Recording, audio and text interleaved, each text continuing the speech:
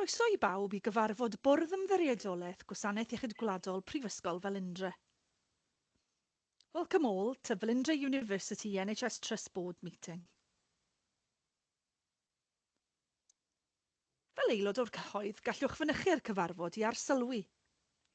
Mae hynny'n golygu y gallwch weld a chlywed y cyfarfod, ond ni chewch gyfrannu. Rydym yn recordio'r cyfarfod a bydd cofnod ohono ar gael ein gwefan yn fuan. O ganlyniad, gofynnwn yn garedig I chi beidio a recordio'r cyfarfod os gwelwch yn dda. As a member of the public, you can attend the meeting as an observer. That means that you can see and hear the discussion, but cannot participate. We intend to provide a video recording of the meeting, which will be available on the website soon after. For that reason, we ask that you do not record the meeting yourself.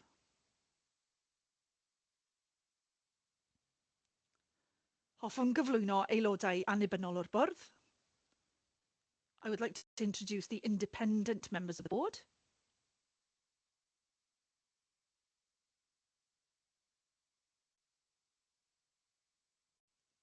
A'r prif weithredwr ac aelodau gweithredol ac anweithredol o'r bwrdd. And the board chief executive, executive and non-executive board members.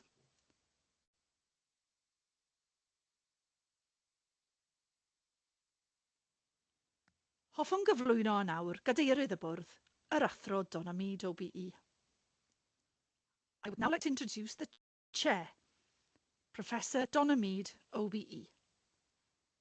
Bore da pawb, a croeso cynnes iawn I gyd I cyfarfod bwrdd heddiw.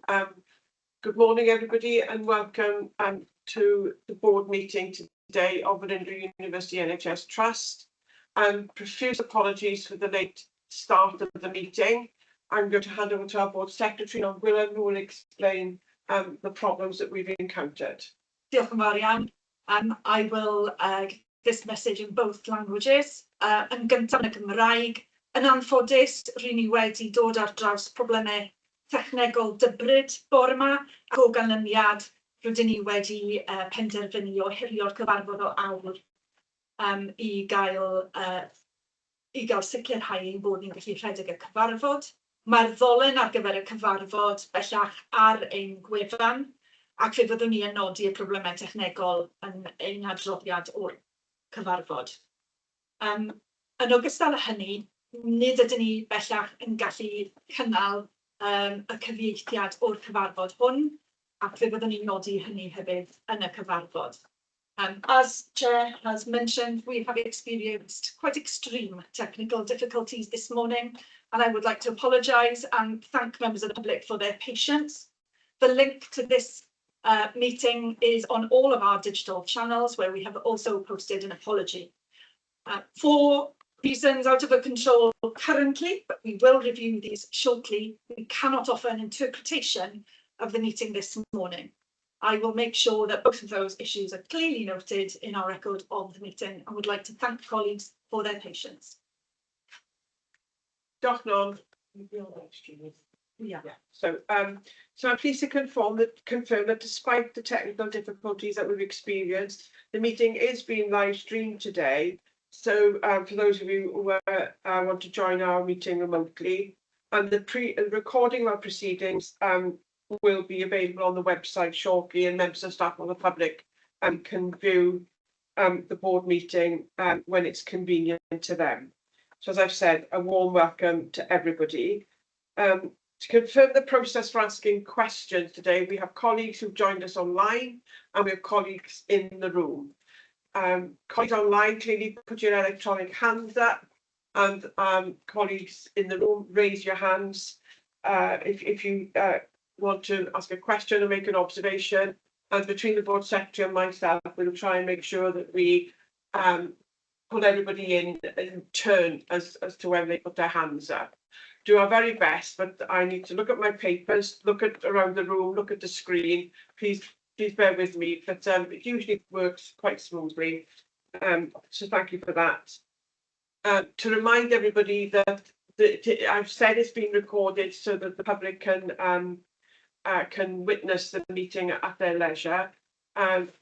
Just colleagues, so that you know that the minute the whole meeting has been recorded for minute taking purposes as well. So that being said, if I can take you to point 1.10, which is apologies for the meeting. I've received apologies from Sarah Morley, our Executive Director of Organisation Development and Workforce, and Nicola Williams, the Executive Director of Nursing, Allied Health Professionals and Health Scientists. Are there any other apologies that I've not been made aware of?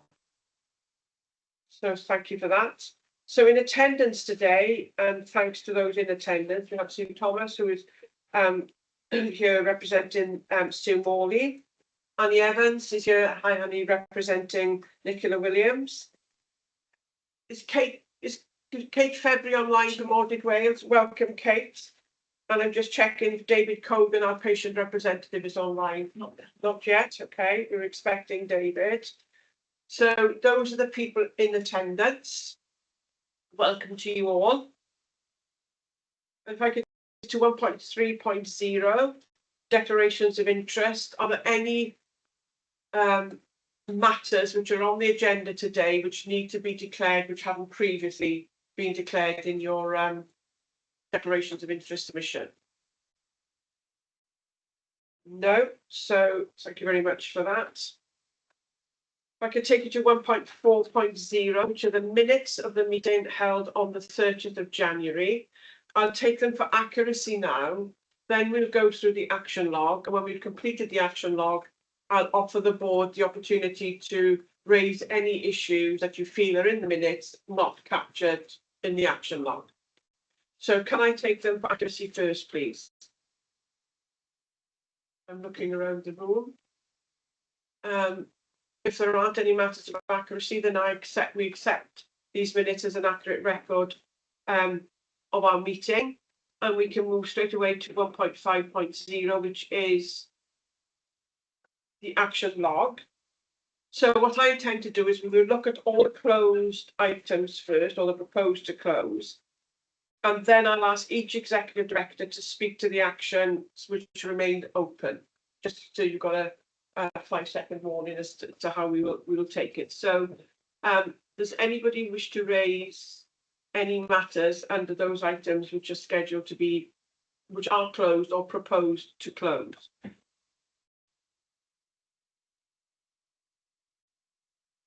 Around to see who I can.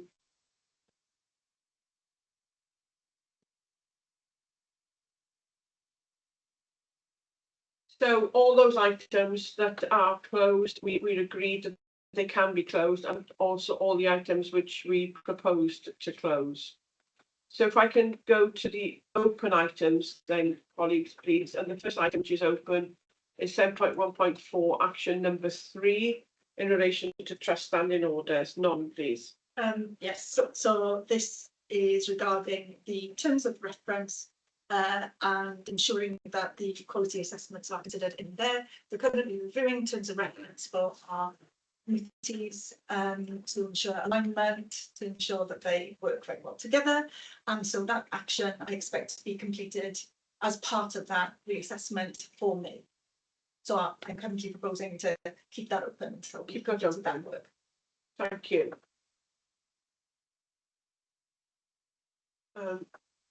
Moving across the screen here. So, oh, sorry, Lindsay. Just on that one, does that mean the deadline date will therefore be amended? Yes, I will do that. So why is this open in red? Is it because it's slipped past the deadline? Yes, because it's 27th of the 3rd. Yeah, thank you. The next item. No hands up. Sue, you were holding your specs up then, and I thought, oh, you've got a query. On the next one, sorry, waiting for you to say this. Sorry. I've just got a query on that in terms of its status, because this is. Are you still on the first one? No, actually, 19. Oh, you've moved on. That's what I was just about to do. Okay. I thought that's what you've done. Sorry. So the next item, which is open, is 4.1.0, which is item 19. So do you on first, and then No, I Right, think you're okay, right, Lindsay, yes. For me, it was just that I just wanted to clarify the status because the action is actually confirmed for timescale. The timescale is confirmed in this action plan is May. So if that's what we're saying the action is, then I would propose to close on that one.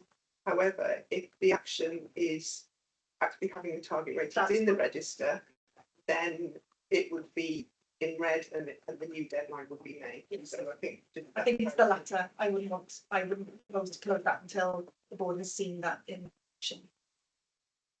Thank you. Thanks, Lindsay, for raising that. And the next open action is 6.1.2, action number 30, commitment of expenditure exceeding CO limit. This should have been actioned by the 27th of the 3rd. Is there anybody who can speak, please, that the documentation was circulated to the IMs independently and therefore the commitment was approved? My understanding is it went to an IM meeting some weeks ago, and there was an out of committee approval took place. I've also done some forensics, and I think the take home message is that there's a framework agreement that NHSDT did. We referred to the Welsh Blood Service contract as being, we didn't refer to it as being a call-off order to that, and that was something that confused the situation. So it looked like it was a new contract that started something. Okay, and that's been clarified now. Thank you, Anne. So colleagues, so are you content that that can be closed now, Anne? Yes. Yeah, okay, thank you for that. And the next item is 4.1.0 32, number 32, which refers to 2 risks and a report specific to workforce risks discussion at board. So we should have an update today in March 25, and Sue, we've got an update for us, please. There's no, I think the action asks for a report to be brought to the board today. There's no report on the agenda today, but papers are being prepared for committee cycles in April, and so that paper will then be brought to board next time. So the action you think so, because there's no report on workforce jobs specifically on the agenda today. So it's coming to the May board. If that is indeed the next board, then yes. And it always was May was the target. Always there, right, Yeah, okay. okay, thank you. Thank you, Sue, for that. No hands up. So the next item on the action log is risk is 4.1.0 again, risk number 33. Paper regarding the development of leadership role to be presented to a future strategic development committee. Anne, I think this is for you to speak to.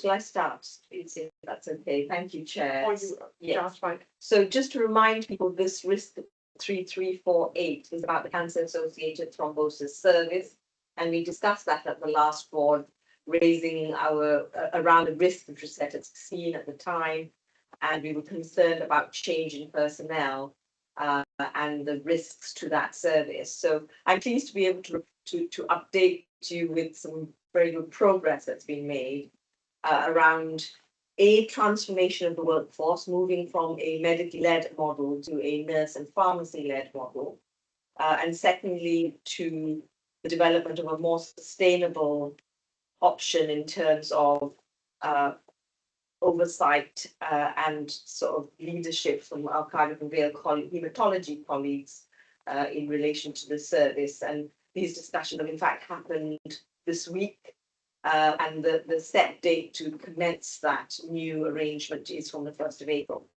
So what's been happening in the service is a review of the risk. The risk, in fact, has come down to 12, and this work is also being picked up through our response to fragile services, and Anne will probably just tell us about how we're managing that in a minute. But the proposal to this board was really to say, given the progress that's been made, we were wondering whether we might reconsider the need for a separate paper to SDC. But also, and will maybe reassure us on how we're managing this in terms of the fragile service response. So I Thank you, hope that's Jo. helpful. Yeah, thank you very much. So we've got a number of fragile services across the organisation, which we are putting together into a fragile services log. And we'd also like to be clear about what constitutes a fragile service, so that we have some criteria for that. And what that allows us to do is to manage all those fragile services in a consistent way. So there's a strategic plan that delivers an operational plan, and that we can continue to monitor it. And that feeds into the regional transformation. There's a national fragile services log. And we're looking at just modifying that locally to a little bit more infrastructure.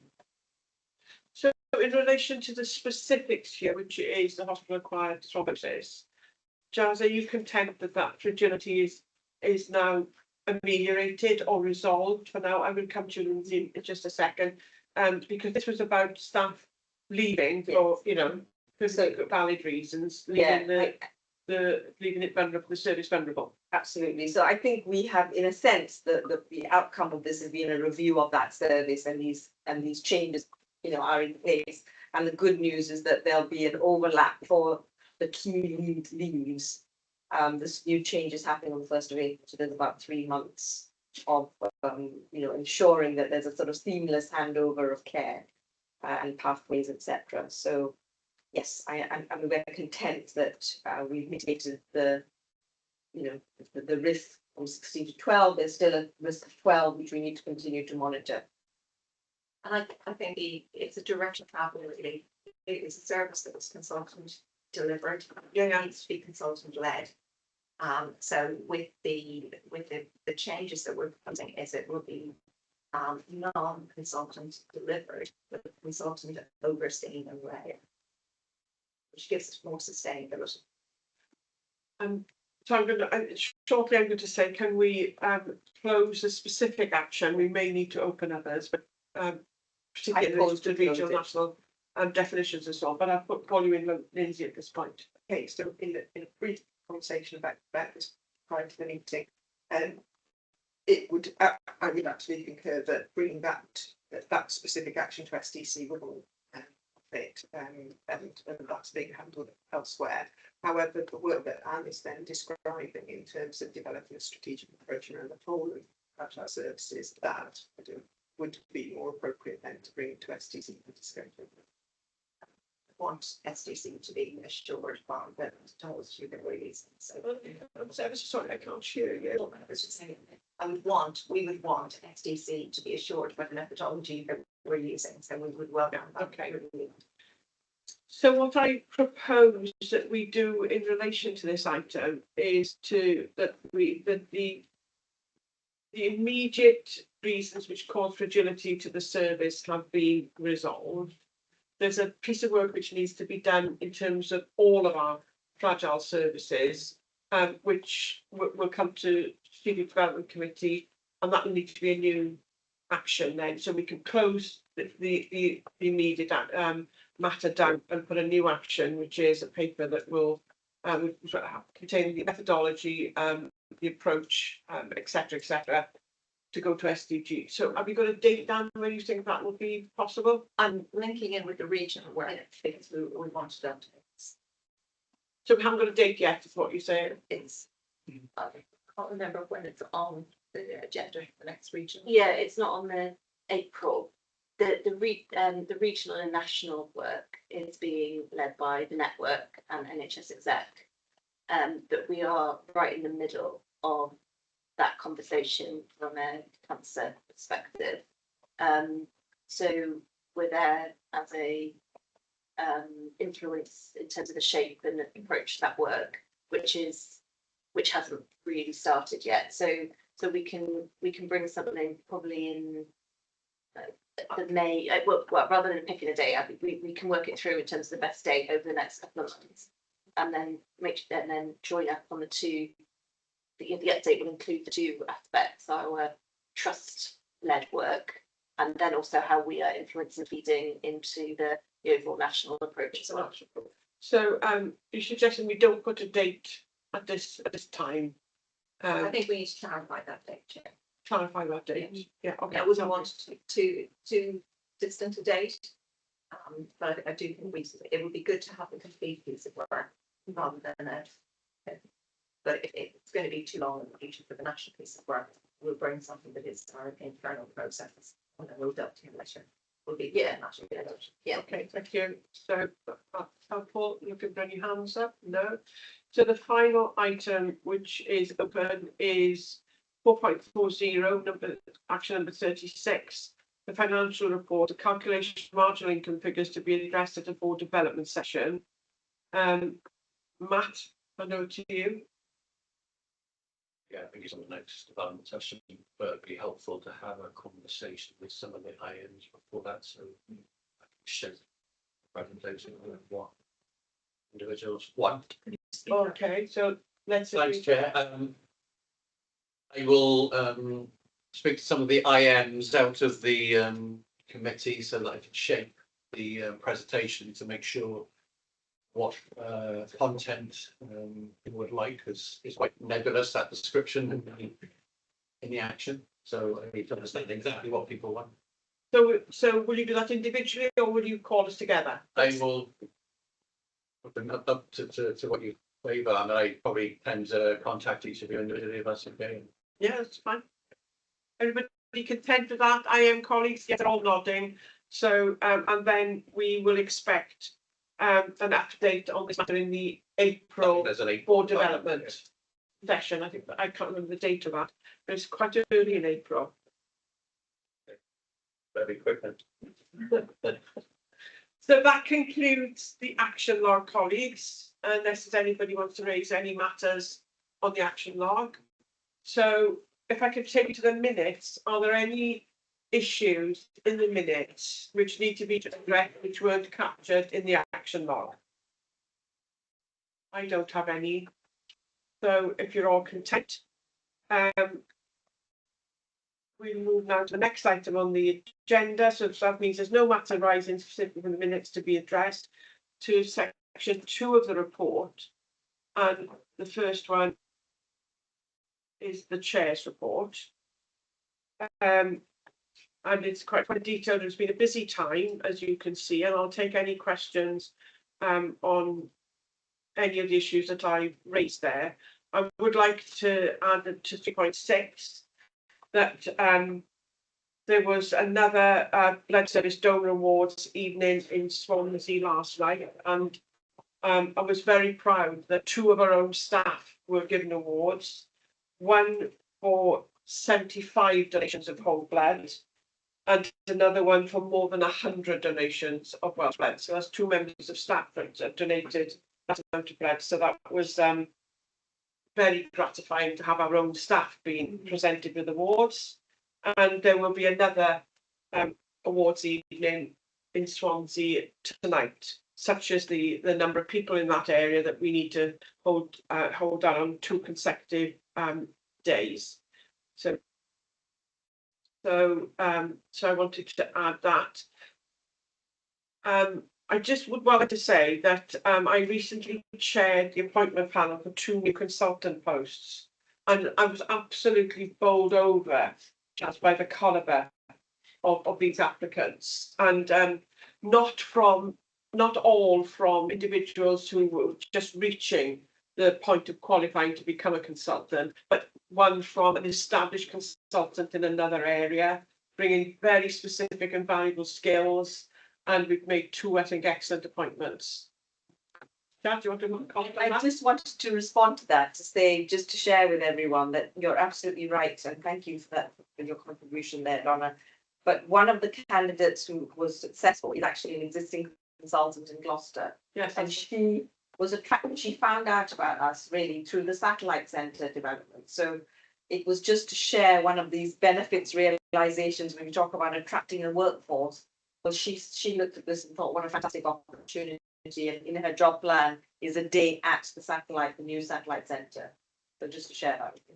She absolutely, and she made that very. I'm just good, but you had your hand up, so I thought I'd call you in, but I would have would have said that. So we're attracting established consultants. So I hope that trend continues.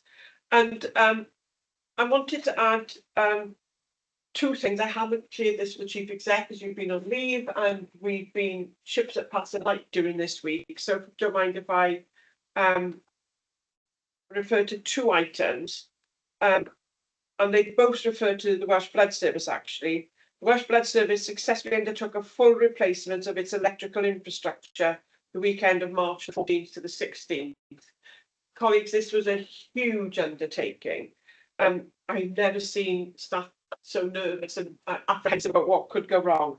Anyway, you're all aware of the vulnerability of the Talbot Green Processing, Testing and Distribution Centre, because we've highlighted that at previous board meetings and it's been on the Trust Risk Register. The shutdown took place, and thanks to the concerted efforts weeks in advance by the estates team, Welsh Blood Service, department heads, business continuity team, real huge effort. And they had to map hundreds of critical assets and equipment across the site. There have been some lessons learned, which will come back in due course in a report. But over that long weekend, I think we'll bring the report back to Quality Safety and Quality and Safety Committee in due course, Vicky, about what lessons were learned from that event. But Alan Prosser, the Director of the Welsh Blood Service, has specifically advised me of the event and has highlighted how impressed he was by the collective teamwork and professionalism of the estates team and others during the weekend. But despite admitting he was a little pensive about the shutdown, that is the understatement of the century. Given over 2,000 red cells were sitting in our freezers, I did offer him, I've got a chest freezer at home doing nothing, I said he could have it, but in the event he didn't call for it. But how impressed he was with the professionalism of all involved, and he wished to highlight this to me personally, which he's done in passing that on to you colleagues. The integrity of the cold chain wasn't compromised in any way, and the site is now much more resilient in terms of the critical estate supporting NHS Wales. So congratulations to everybody. That was a job. So much could have gone wrong and nothing did. So congratulations to everyone. And then also wanted to mention again with the Welsh Blood Service, huge congratulations to the Welsh Bone Marrow Donor Registry. And this has gone on to LinkedIn today, which is why I think it's important that I just mention it very briefly now. I'm reading now from the feedback we received from the World Bone Marrow Donor Registry. Registries that consistently uphold high standards and strive for quality improvement are a source of inspiration and motivation for us at Pillar 4, ensuring quality. As one of the first registries certified by the World Bone Marrow Registry in 2004, the Welsh Bone Marrow Donor Registry has demonstrated an unwavering commitment to quality and best practices. And now, after 2 decades, they've achieved recertification for full standards compliance according to the 2024 WMDA standards. This recertification includes the following services: receiving search requests and maintaining a searchable database, coordinating the provision of adult volunteer donors for stem cells, and supporting search requests from the registry's transplant centres. Heartfelt congratulations and immense gratitude for your unwavering dedication and exceptional hard work over the last 20 years. It's a true honour and privilege to continue this incredible journey together. So that statement has gone on to LinkedIn today in relation to the Welsh Blood Service, and I thought it was important to share that one with you. And then finally, before I move off, I'm going to hand over to Jazz. Nanosecond warning. Could you update us, Jazz, on the new appointment for Dr. Seema Reif? Right. I think the board would be interested to know about that. So Seema, I need to get I haven't got the technical information in front of me in terms of her title, but she got an important role as part of the NHS exec to lead on equality and diversity for the NHS exec in relation to the Women's Health Plan. So it's an interesting role. It's obviously aligned to one of the ministerial priorities, and it was a competitive request. She applied for it and was successful. So it's, you know, it's not necessarily a Belinda NHS Trust hat, but clearly being part of our organisation, it's great that we are being represented in this way. So yes, Thanks, I'm Jack. sorry, I think I'm quite ready. I know, and if I was frightened, if I came out of think I got there, control yeah. to find it, I wouldn't have found my way back in, so I did.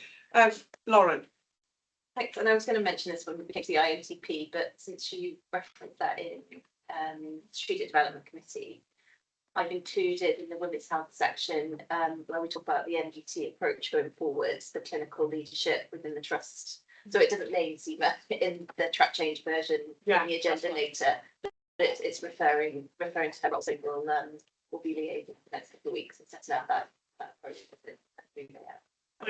thanks, Lauren, thanks both, and in due course. Yes, I have suggested that we might like to understand what that role is about and how it can impact on the work that we do as a trust and can align to our strategic priorities, but also as information. So I suggested maybe a board development or a presentation at the appropriate forum.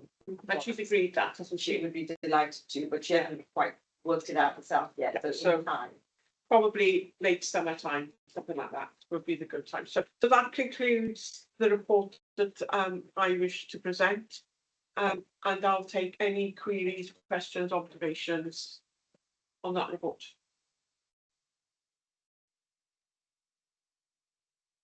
If not, can I go to the next item on the agenda, which is 2.2, the Chief Executive's report.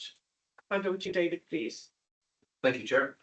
I will, in the spirit which we operate, assume people have had the opportunity to read the details behind the document. So I want to maybe just bring to people's attention four particular things. Expressly to thank and recognise the staff that are identified within the report in terms of their achievements that are recognised. They're very, very impressive. Contributions continue to be highlighted there. It's particularly pleasing for me so early on. Really, this is kind of the end of my first 3 months in some respects, to be able to have so many high caliber appointments recognised in the report. To say congratulations here today to Anne for being successful in securing a permanent appointment into the Royal Coup. Recognises the fantastic work you've done for us in your interim period, and delighted you'll be staying on with us. Equally, to identify that we've appointed a new substantive SRO to the ACC project. Mark Campbell has already started with us and has started to participate in various meetings and subcommittees and engaged with staff. As I know, we've been working through both the restructure and strengthening of the Belinda Cancer Services Division. We have successfully also appointed a new triumvirate of medical, nursing, allied health, and scientific and managerial leadership in recent weeks, and that will include 2 external appointments to the trust who bring with them significant experience both from within Wales and outside of Wales, which is another calibre and degree of experience that I think the team in BCS will, I'm sure, benefit hugely from.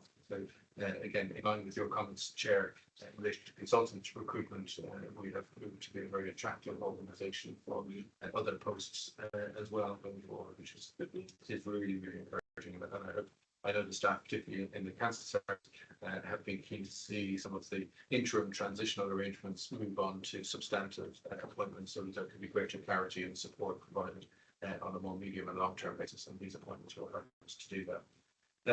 One item that's not recorded in the report, so I should make mention of it now, is that we did receive quite recently our formal letter from Welsh Government, which outlines the periodic reviews of our escalation status.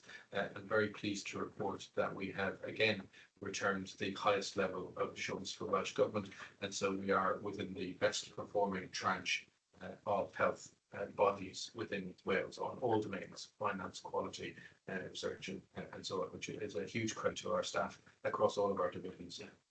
And I'd like to say well done and thank you to all of them.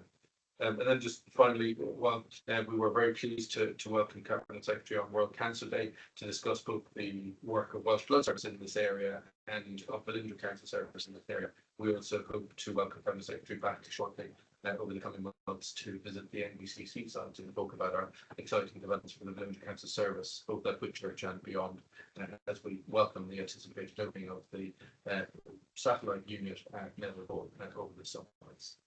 That concludes the key highlights for me. I guess I'll take questions. Thank you, David. Any observations or queries for the Chief Exec? Can I just add one final matter of interest? May the 8th is 80 years anniversary of the day, British in Europe Day, and there are some plans afoot. The canteen are intending to have an appropriate menu, and festivities they'll decorate the canteen. Just please support that and look out for any notices about other celebrations that we'll be involved in. Section 3 of the agenda is the integrated governance section, and we have no items for discussion at today's meeting under section 3. So we move straight to section 4, quality, safety and performance. And so just open my paper. So I'm going to invite Lauren and colleagues to present this item, and they will take the trust board through the key performance issue to note from our performance management framework and supporting analysis of the reporting period, and then we'll have a chance to raise any queries. So Lauren, I'll hand over to you and you choreograph how you want to pull people in. Thank you. Thank you, Chair. So the paper contains a detailed write-up on the quality, safety and performance committee discussion. And to confirm that we had a confirmation within that committee around the assurance levels for each of the sections of the report, and the detailed discussion around that. So I'm just going to mention two things over the last couple of weeks since QSP. So the first is that there's reference to the audit of the performance management framework in the report. And we had a detailed discussion on that in audit committee on Tuesday, just the colleagues' awareness, because I appreciate the highlight report will then come through. So there was a reasonable assurance for the development work across the 9 packages of development work that we've been tracking through over the last number of months. So as we discussed in audit committee, thank you to everyone around the table and in particular for the teamwork in getting that to the place that we now are. And the other item to update on since QSP is on the manual handling training. So as colleagues will be aware, we've had a previous long-standing SLA with Cardiff and Vale to provide this important health and safety training for us, which hadn't been working effectively for some time. So we have bought our own equipment around Christmas time, and we are working through some of the, again, long-standing data issues in terms of the records around that training. Anne and I are now having, both of our teams are involved from Village Council Service and Health and Safety. We're now having a joint weekly update, detailed update, so we can make sure that we are holding those actions and keeping on track. And we are aiming, well not aiming, we will have the everyone who needs to be following the data cleanup, which is just concluding, booked onto the training by the end of April. So it's taken time to work it through in terms of the job planning, etc. But that will be completed. So I'll be able to report on that in the May QSP and board meeting. Thank you. So at that point, I'll hand over to Anne and then to Carl and then myself for the various sections. Thank you, Lauren. Oh, sorry, I'm Sue. I'm looking around, no hands up at the moment, so I'll go straight to you, Anne, please. Okay, well, I'm just going to red, but there's 3 points I'd like to pull out, please, if I may. The first one is in relation to radiotherapy. We have spoken about in the past the ARIA and cited and the need to get local systems in place so that we can understand better our productivity in radiotherapy. The first step in that process happened on the 10th of March, which was the go paperless project. So we'll continue to work on that one. And we'll see that coming through in reports going forward. And then the second point is really just to draw people's attention to the sector performance analysis. I think some real sustainability in there in our delivery of sector performance has continued to improve, and we'll see that in the February report when that comes through. And finally, just in the Welsh Blood slides, hidden, I think, in the red cell stock level slide, there's a reference to the blood supply chain planning group, and that is a group that's being set up with Alan's leadership within Welsh Blood to look at not just the current day-to-day issues, but the medium and longer term planning for some of those initiatives, such as looking at the understanding better our red cell collection, the relationships there between donors and the registry, also looking at the challenging pieces around engaging with the next generation donors. Thank you, Anne. Gareth, I didn't spot you earlier. Apologies. Can I bring you in now, please, before we hand over to Carl? Thank you, Chair. I was trying to get in at the end of Lauren's introductory piece. Sorry about that. Just to say one general comment and one specific, that thank you, Lauren, for mentioning that this came to Audit Committee on Tuesday, which is not recorded in the governance route in this paper, and is also true of a number of other papers as well. And I think that's a consequence of the meeting cycles being quite concertinaed this time round. So Audit Committee, as I say, didn't happen till Tuesday. And the other specific comment is on the final item in the table on page 8 of 46, which relates to benchmarking, which was something we did discuss at audit again, where the target due date for that is 31st of March, and it's said to be on target, but clearly that looks as if it's not going to be achievable, and the date was extended at Audit Committee, I think, just to reflect the reality of where we are on that benchmarking exercise. Thank you. Yeah, I should have updated that. So since the time we published the papers, we have reviewed that work again. We were hoping to bring it through, and that is now going to be May, which is, we discussed that, as Gareth said, in the context of the audit as well. But that's the May region report audit, is is it? This is on bringing in the start of benchmarking comparisons for some of our KPIs. Yeah, so, but what I mean is, so the May date was discussed in all the The May date was yeah, the Tuesday, yeah. yeah, okay. Yeah. Thanks, Yeah, Lauren. thank you, Gareth. Lindsay, please. Thank you. Staying with that table, so on page 6, Page 6. the improvement targets and report. I'm just wanting to get clarity because the review for this was in February, and the target completion date is the 31st of January. It says it's on target, so I'm wondering, is that complete, or does that target completion date now need? I've got that on my list to ask as well, so thank you for that. My understanding is I'm trying to remind myself, sorry, that is complete. So that should have been updated in the table. But it is complete if we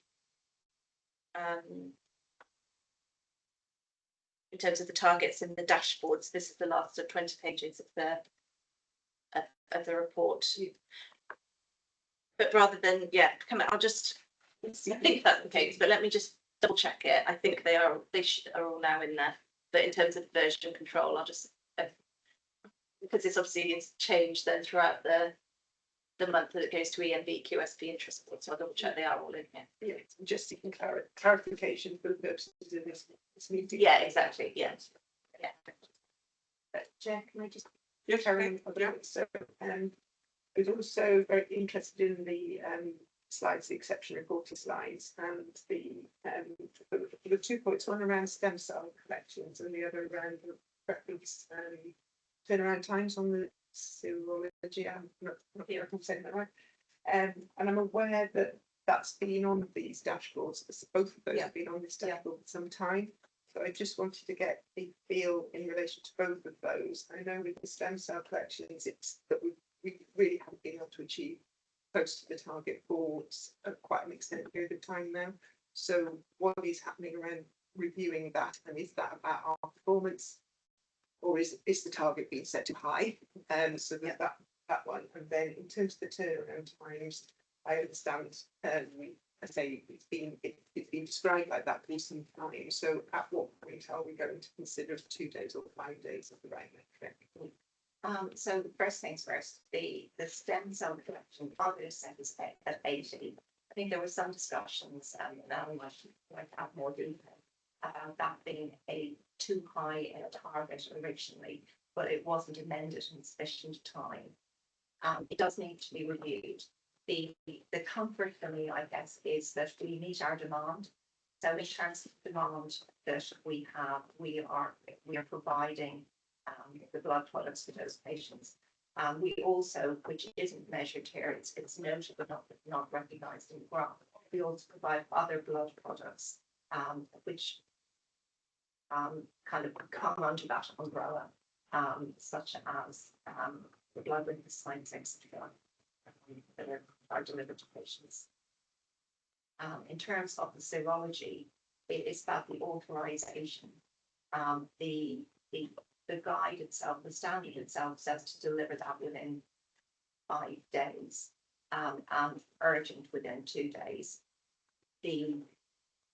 I think we've been perhaps quite harsh with ourselves, and we put the standard in 2 days. But what we're also doing as part of that group that I referenced earlier is just having a real review of some of those issues that have been ongoing, and being sensible about what we need to do going forward. The local solution for serology is that there's been more training to authorise the results, so that we can achieve the target. Jonathan wants to add anything. I'm just going to say, I think my point is that that's been described and explained very well. It's just that it's saying the same thing. Yeah. And so it's just over a longer period of time. So it's just understanding what that review period is.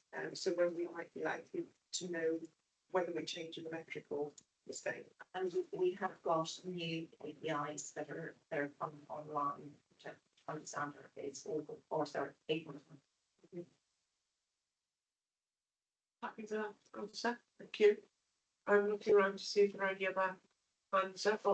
Andy, please. So very well, on page 13 of 46 and on the brief data, I just find it confusing. So they, yeah, so the brief data for sites. There's a word there which is graduality. I didn't know what that meant. It could have meant gradually or granularity, and I wasn't sure either would work. So the table shows different. Well, you got the table. So the columns are number of days waiting, and then there are some numbers of referrals, and then the label is percentage of referrals treated within time frame. That doesn't make sense. That's just those percentages are just percentage of the total number of referrals. And I couldn't figure out whether those referral numbers were the number of breaches beyond the plan up to 7 days or so, or 8 to 14. It just looks confusing. Like I haven't really got a solution. I couldn't agree more. It could read as though we've got 51% compliance, which I don't think is. No, that's not what it. I don't think that is the right Not, figure. I think it's much higher than that's that. not treated within time frame because these are breaches. So it's just a presentation, but I can't make sense of that table. Sorry. Exactly. I'm with you all the way. So the number of days waiting column is the bands, the timescale banding that we treat patients in. Yeah. The number of referrals is the number of patients that's treated in those days. that we had 158 patients treated in November within day 0 to 7 days. Total, that's not That was a total number, right. and as a percentage. Yeah. And we've got similar information there for December. What that is saying to me is that all patients, barring one in November, were treated within 28 days. We had one patient that was 29 to 35 days for November. So you topped up the column, do you? So you topped up 51, 21, 31.4, you topped that up? The Added that, sorry, I'm using the slide. total numbers, or are you talking about total numbers? So No, I'm looking at the percentages. So it's the percentage of referral treated within the time frame. So the target is 28 days, yes? The target is 21 days and then 21 days. Yes. So the breach is beyond It's 21, so it doesn't really matter where, well, it doesn't. So that- They're in the 32. So what we are working to Yeah. as a team is to ensure that we treat all patients within 21 days. Right. And that's the standard that we have in place currently. It's a retrospective view of the performance. So it would make more sense if the breach is beyond 21 days, and that's what we should be reporting. I think Yeah. it's just the presentation Okay. that it's confusing. I'll be happy to have a look at that. That would be really helpful. I was just going to add in that I chaired the SACT steering group SACT delivery group last week, and actually, there's a presentational format of what we see in that group, which I think would be much more helpful, which we could use for this purpose. But also to reassure the board that, or provide assurance to the board that we had our strongest performance on our SACT position in February. 98% in terms of our validated performance, and we haven't seen that, I've got a table here going back to June of last year, so, and that meant that there were only 8 breaches for the month of February, compared to 77 in January and 50 in December, etc., etc. So that was our strongest position, just to share with the group, which we think is sustainable at the moment. So And we that have, is very welcome news. so but I know it's not Yeah. in This this table data. doesn't present it Correct. quite like Completely that. accept that, Chair. Yeah, And no, maybe that's the message that chart needs would to be go on. helpful. So Yeah. It's a presentational thing, and We- I absolutely recognise the work that's gone on. We've got so much data Yeah, yeah. and so many charts. We have, Yeah. and we've got some fantastic charts actually, so we Yeah. should have a look at that. Yeah, so Yes. we'll see. But Please, I was trying to work it out and get myself in a muddle, thinking, you could read it as it's presented, as though our performance is plummeted, but your explanation and from other data elsewhere, I thought that can't be right. So it's just make it easier for us. apologies for that. We Thank will, you. we will go back to the drawing board in terms of what we accept and choose something to draw easier on the eye. So it's- If you have a look at the box, with the box called capacity actions, increasing data graduality, Okay.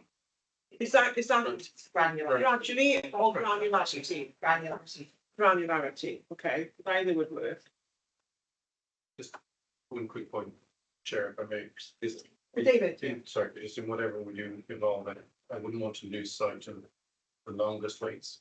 Yes. So Very important. the binary breach, not breach, it's actually quite important for those who do breach, for us to be clear Yes, on what the tail Yeah. is, and just to make sure we do change it about in that very important percentage.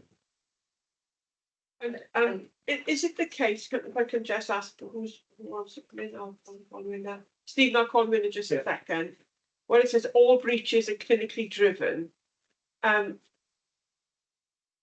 don't know quite what that means either. I think all breaches are clinically assessed. I'm Yeah. confident of that, and then people prioritise according to clinical need. Is that what's trying to be conveyed? I in think that that is sentence?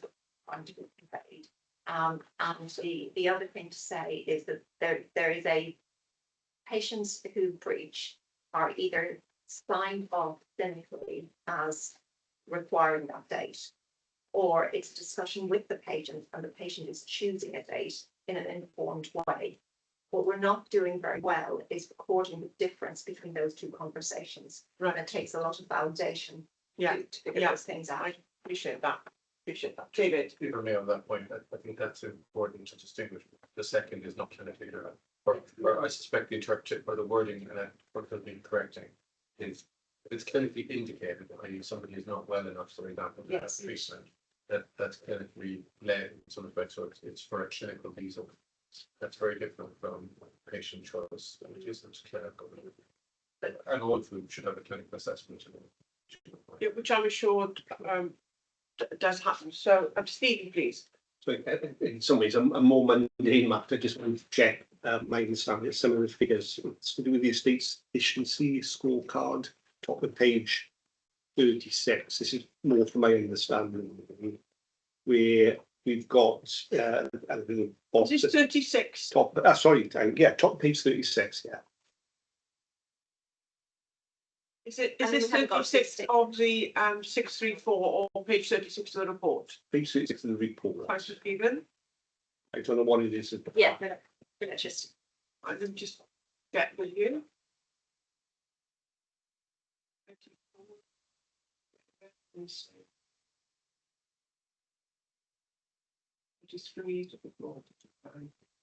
Got it.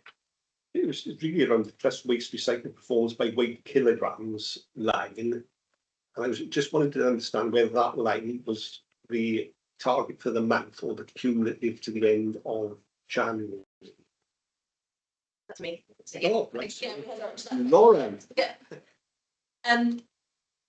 So, so I would assume Yeah, it's a I mean, the cumulative to chart, date. yeah, the chart is on page 22, Yeah. which shows the that although there has been an increase in consumption for January, that's still lower than the baseline consumption. So that chart at the top So, left yeah, of it page wasn't- 22. Yeah, I wasn't talking about the gas or Oh, sorry, the top right of 22 is the electricity. yeah, I was talking about the waste disposal on page 36. It's the third of the three lines. I'll go back to it now. So Yeah. there's Trust HQ Electric, Trust HQ Gas, yeah. Oh, sorry, yeah. So Trust Waste recycling performance, I'd assume that was going to be cumulative to January. The reason I'm asking, it's the same figures as was presented to the board in November. So it could be that this is a monthly figure, but in one sense, I don't see the point presenting a monthly figure to the board because the month you present, you may be on target. The month you don't, you might not. But in November, the target is 4,500 kilos and the actual is 4,800. Yeah. And in January, it's 4,500 and 4,800. So Yeah. I can check it. I wouldn't be surprised if they are the same, but we'll double check because it is reported monthly, and then the cumulative data trend. Yeah. So those two columns to the right distinguish between the in-month position and the cumulative. so it sounds a small point, but obviously Double recycling check. and the things are, something we part of our value. So I just think it's important to understand what this figure is because it seems unusual we'd have the same figure 2 different months. Yeah. Yeah. Would be unlikely the actual Yeah. target amount. So yeah, well. But Yeah, as you say, it is also quite if it is a reasonable monthly that it's the figure, same. it would be unusual for it to be coincidentally exactly the same 2 separate months. I want to take this back a little bit, if I may, come back to the point that David made earlier. And it's on page 9 of the report. Sorry, you've got to be bouncing back and forth. But it seems to me that to have longest waits of 34 days, and in particular longest waits of 24 days for urgent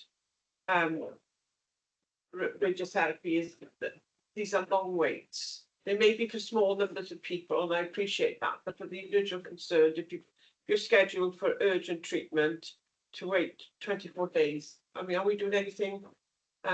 Is there an explanation for that? This is very operational. It's very small numbers, I know, but it surprised me. It is very small numbers, but they're all patients and Yeah, exactly. very mindful of that. So any patient that we cannot treat in time is clinically reviewed. by their consultant. And there is if there's an assessment of the risk to the patient versus the treatment that they need. And sometimes it's because the patient is too unwell to actually have treatment, or because the complexity of the treatment that the patient needs requires that level of delay due to the planning that needs to go into that. Yeah, you will have. I think just taking the patients, on review of a scan, they may change from radical to palliative, they may require further imaging, and therefore that causes a delay. And with our new system in place, we will be able to identify the cause much more clearly. We will be able to scrutinize what is causing the delay, what that impact is, and be able to extract that in a way that we haven't been able to currently, which will give us a lot more information as to triggers of delay. And how we report that. The only thing I would just add to that is for category 1 patients, which these patients are, we will look Patient. category 1. Yeah. So that they must be urgent patients. Yes. We will work extra in the evening, and we'll work on the weekend as well to make sure that they get treatment as soon as they're ready for the patient. So that's really helpful. I think where it says ongoing assurance underway, it tells us about the processes you're putting in place to make sure that there's no harm. So it says the demand exceeds capacity. They submitted through escalation for clinical prioritisation. Absolutely right, and I get that. All failures to meet waiting time targets are investigated at pathway level to identify delay reasons and have a clinical review. And then the themes are logged and mitigation is developed to offset as far as possible for the next peak replacement. What I'm looking at for is assurance that those patients, didn't come to any harm in any way. So the process, mitigation is clearly set out in this table. But what I don't know is about the individual patients concerned, and if any harm came to those Clinical patients. review and an assessment of that harm. So, do we think they came to harm, yes or no? What are the consequences of that? So I can't tell that from there. I'm thinking this is a public document, and I can't tell that from this. It does say on the Does it? second bullet point, it says in terms of all failures to meet waiting time targets are investigated at pathway level to identify delay reasons that have a clinical review.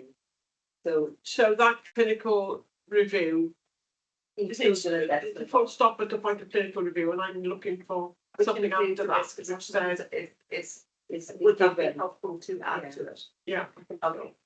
Okay, which is includes. So there's more information on it and review. We can do that. Okay, thank you. We know what it means. I think we could almost do some statements which, cover it for everything. I mean, I know full well that you're not going to let patients slide into a situation in which there's harm, but this is a public document, and I want to have assurance of that. Any other hands up? No, you haven't got anybody? And one final point, which is about SAC non-emergency. You said that, this is on page 42 of 638, you said that the seasonal spike in January 2025 was not as high as you were expecting, yet performance went down that month. Performance did go down that month, and the reason for that was that we were unable to, we knew that we were going to have a spike. We mitigated some spike. We weren't able to mitigate all of it. We brought online additional capacity that didn't kick in until the 13th of January. So he gave you. So we really wanted to try and get it in before Christmas, but we just didn't have to do that. There's also the impact of Christmas and New Year. Creating that, because you can see it very clearly on the graphs. I think my point was that you say in the narrative that the seasonal spike that you were expecting didn't happen, wasn't as high as you thought it was going to be. Because we tried but yet to mitigate. performance dropped. Yeah, we mitigated some of it. If you go back to previous years, our performance didn't drop as much as we would have expected it to. Looking at that trend, because we put in additional capacity, we wanted to put in more additional capacity, and that didn't come online until 13th of January. That really coped with the seasonal spike due to the annual leave and the. Thanks, Anne. I think my point is kind of counterintuitive, which says we thought we'd have a spike, we didn't have a spike, yeah, we did. So that's, Yeah. I was trying to make sense of those two together. I think this is a point that was discussed in this hearing in January. I think that we still had, even though we didn't have a spike as such, we've still got a high number of referrals consistently appearing. And so, you know, we tried to, I think it was just the mitigations that we had planned in December hadn't quite fully been realised. Whereas now they've actually been realised in the February position, which I've just shared with you. So it's just a time lag. But hopefully, you know, if we can sustain that position, I think that's important. Be excellent, thank you. Thank you for the explanation, and which will get recorded in the minutes. Lauren, is it time to hand over to Carl? Yes. Yeah, thank you. 3 points this time for the digital. I think we are still seeing performance improvement in the digital service desk performance, which is good on the back of us putting a new system called Halo ITSM in September. We are seeing that being sustained through our work right now. Last time we touched on cyber mandatory training. We have seen that uptick this time, thanks to the cybersecurity team and the information governance team running additional sessions and doing things a bit more targeted. We haven't quite hit the target just yet, but February's data would show us at 84.37 against the target of 85. Clearly we want to be above 85, but we are trending in the right direction with our targeted work. We completed in January a new set of printer rollouts for the trust. We took 10% of the printers away. There's great support from the divisions to help us get through that.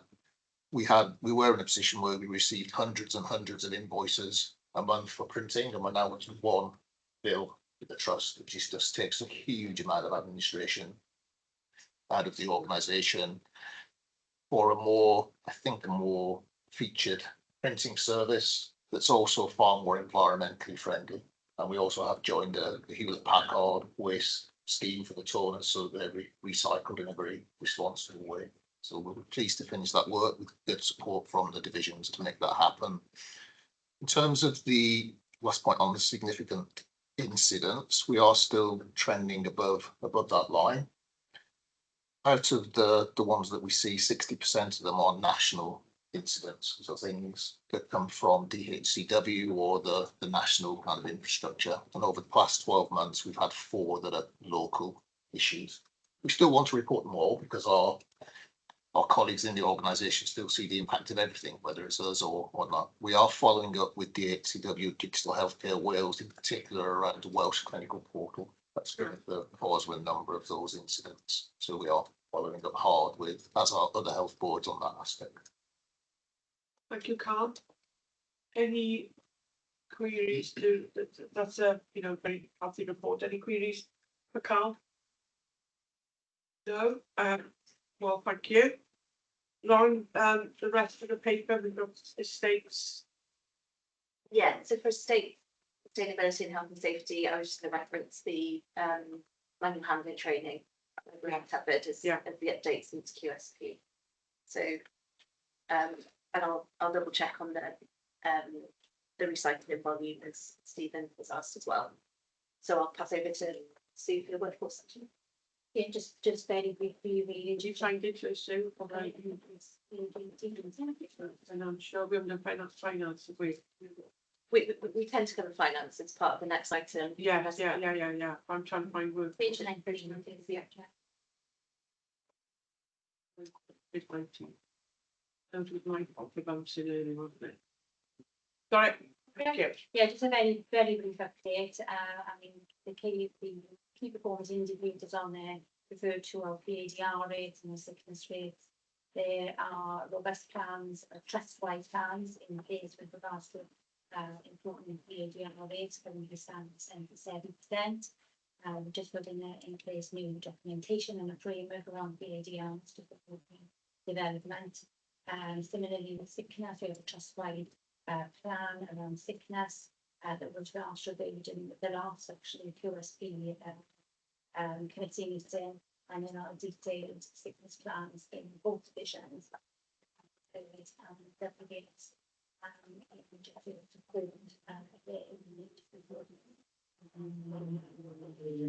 We're also supporting, improvements in trajectory rates with a robust funding in terms of management course to support managers in managing some of the areas that are difficult, and in the areas that are particularly difficult and targets are not met. We often look at triangulating data, so we don't just look at specifically PADRs and fitness. We look at the data as a whole to understand what's perhaps the best happening in other areas. So just to say, really, there is an improvement in front of smart sickness scores, and we continue to work on plan in order to progress the action over the next quarter. Thank you, Stu. I'm looking around to see if one of the things that jumped out of the tables for me is that staff sickness performance has plateaued. It came down, which was very satisfying to see it come down, and now over the last period it's really plateaued, hasn't it? And it's stubbornly sticking to where it is. Which tends to be a trend. But again, we are, like I said, really looking at the areas specifically, deep diving into those areas that are particularly challenging, and working with managers and departments in order to understand sickness is a complex thing, and it's the output of lots of different inputs, really. So we just need to get down to the detail, really. And so that's where we plan in our data and working with managers, and particularly educating people about how we can best provide interventions that really try and resolve the problems that we're trying to solve, which are complex. It would be, if we could get that stubborn figure to start to drop a bit, that would be good for our staff, but good for our performance. I can't. Have you got Rachel? Sorry, on that one. I think when there's data like that, which is variable through the year, that's where some year-on-year kind of trend information would also be really helpful, because this would look much better than this point last year. But we don't know. So just add to that. But we've got a comparison with the period before, not the period this time last year. And if your seasonal variation point holds true, does that will show us that? Yeah. Okay. Yeah. Thank you, Sue. Stephen, so picking up on Lindsay's point, I just want to make sure I understand these charts then. So we're on, and make sure I'm on the right page. The SPC staff sickness national target chart in the top right corner. So I've got the percentage at the side. So what's along the bottom? Because it's on my view, it's saying 4th of the 1, 5th of the 1, 6th of the 1. I thought these were months. And I know it's probably just like a format there that's been cut off, but I thought this was like 2 years of data or not. Yeah, it says 4151617. It's in months down the bottom, but my understanding, yes. But it doesn't. It's not. They're not labelled as. But they're not. But I appreciate there's a lack So of clarity. Picking up on Lindsay's point, we're going to look back because this is a trend analysis, isn't it? It is a trend analysis, but we don't know over. That was my. Yeah, and my question is this each drop a month just going back? Exactly, we know exactly what you're querying. Yeah. And we need to have that information. Okay, I take your points. I'm making a point, that's good part because it's public meeting as well, but when we start to talk about lack of trends here, I wanted to find misunderstood the actual table, but I think it's probably just some formatting error along the bottom. Then that's it, now I'll take over. Presentation of the chart. So is this how they come off the system? Yeah, they are, yes. So I've got a point to make somewhere else in the agenda where just because things come off the system in a particular way doesn't mean that we shouldn't check them out. So this is an example of that. So it'd be helpful if we could have an update on that soon in due course. So given that finance will pick up in Matt's report, Lauren, is there anything else in relation to this report that you want to raise? So, we're asked to note the performance management framework and the detailed analysis for the month of January, noting the progress against the 9 agreed work packages, and note the levels of assurance, which I'll go through in just a second for each division directorate as agreed by EMB and discussed and noted at QSP. Was that last week? The week before last. Yeah, a couple of weeks ago. The assurance levels are included in the paper. I just wanted to get up. So are we all content now that we've gone through this paper that the assurance levels that you've got reflect the reality? So we've got for the cancer service level 3, actions for symptomatic, contributory and root causes, impact from actions and emerging outcomes. Nobody wants to suggest any changes to that? Thank you.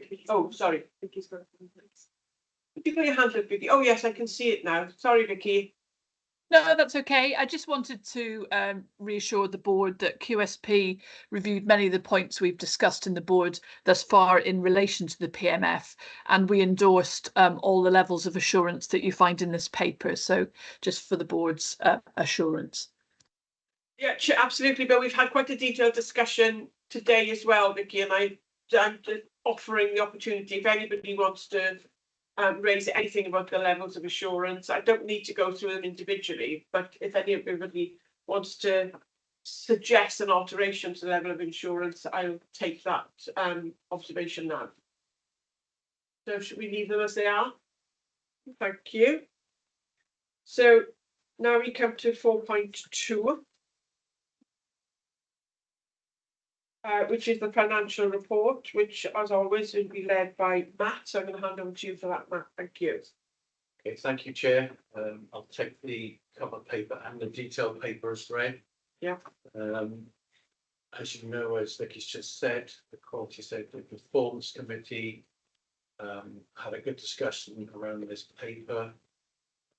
Just one point of accuracy and apology. So under the governance route section, it does identify the Quality Safety and Performance Committee review. The date of the committee was the 13th of March, not today's date.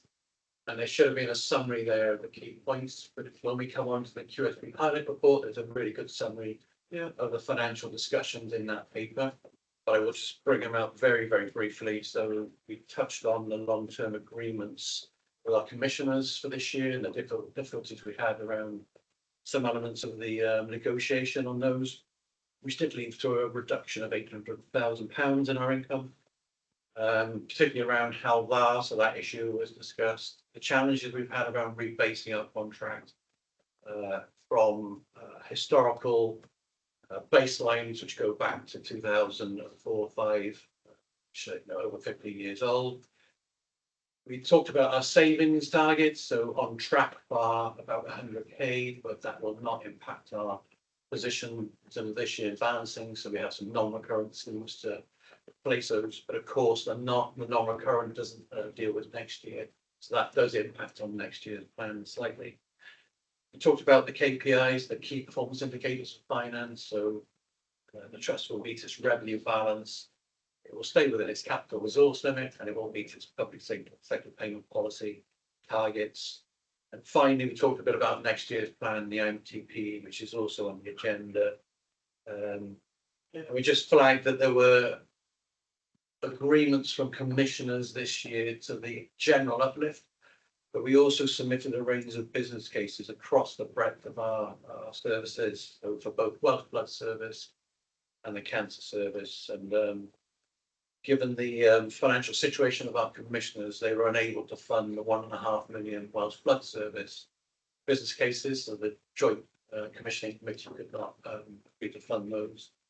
And then in terms of cancer services, another 1.5 million of cases, particularly a SAT business case around additional capacity, but also some other cases in there around other pressures they could not agree to fund.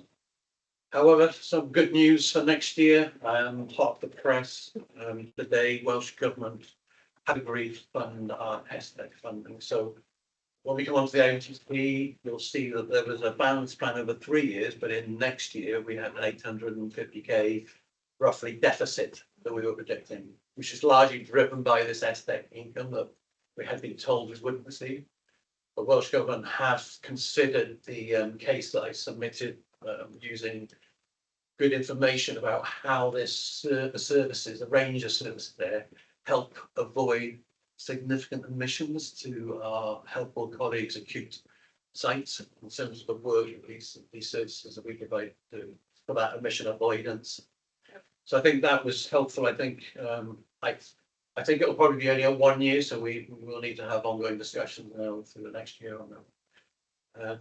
I think that's the brief summary, but that is also in the QSP highlight report, so I'll take any questions.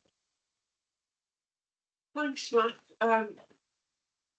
That's really good. That's good news about the ongoing position. Gareth, please. Thank you, Chair. Matt, just on the cover paper and the second page, which is the position with regard to Hywel Dda and the changing of the funding base from historic shares to actual costs. And you're saying there, and forgive me if you covered this, but I didn't hear you pick it up. You say unless an agreement can be reached imminently, we won't be able to sign the LTA for 25-26 and would lead to arbitration. Is there an update on that, please? And what do you mean by imminently?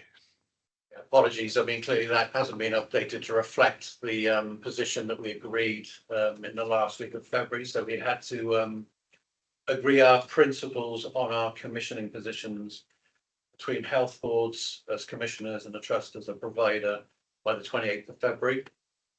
We have come to an agreement again for this forthcoming year only, so we do need to have early conversations, I would suggest, and it probably needs executive level, chief exec level conversations as well as the directors of finance. Okay. Clearly, we haven't been able to resolve this rebasing issue.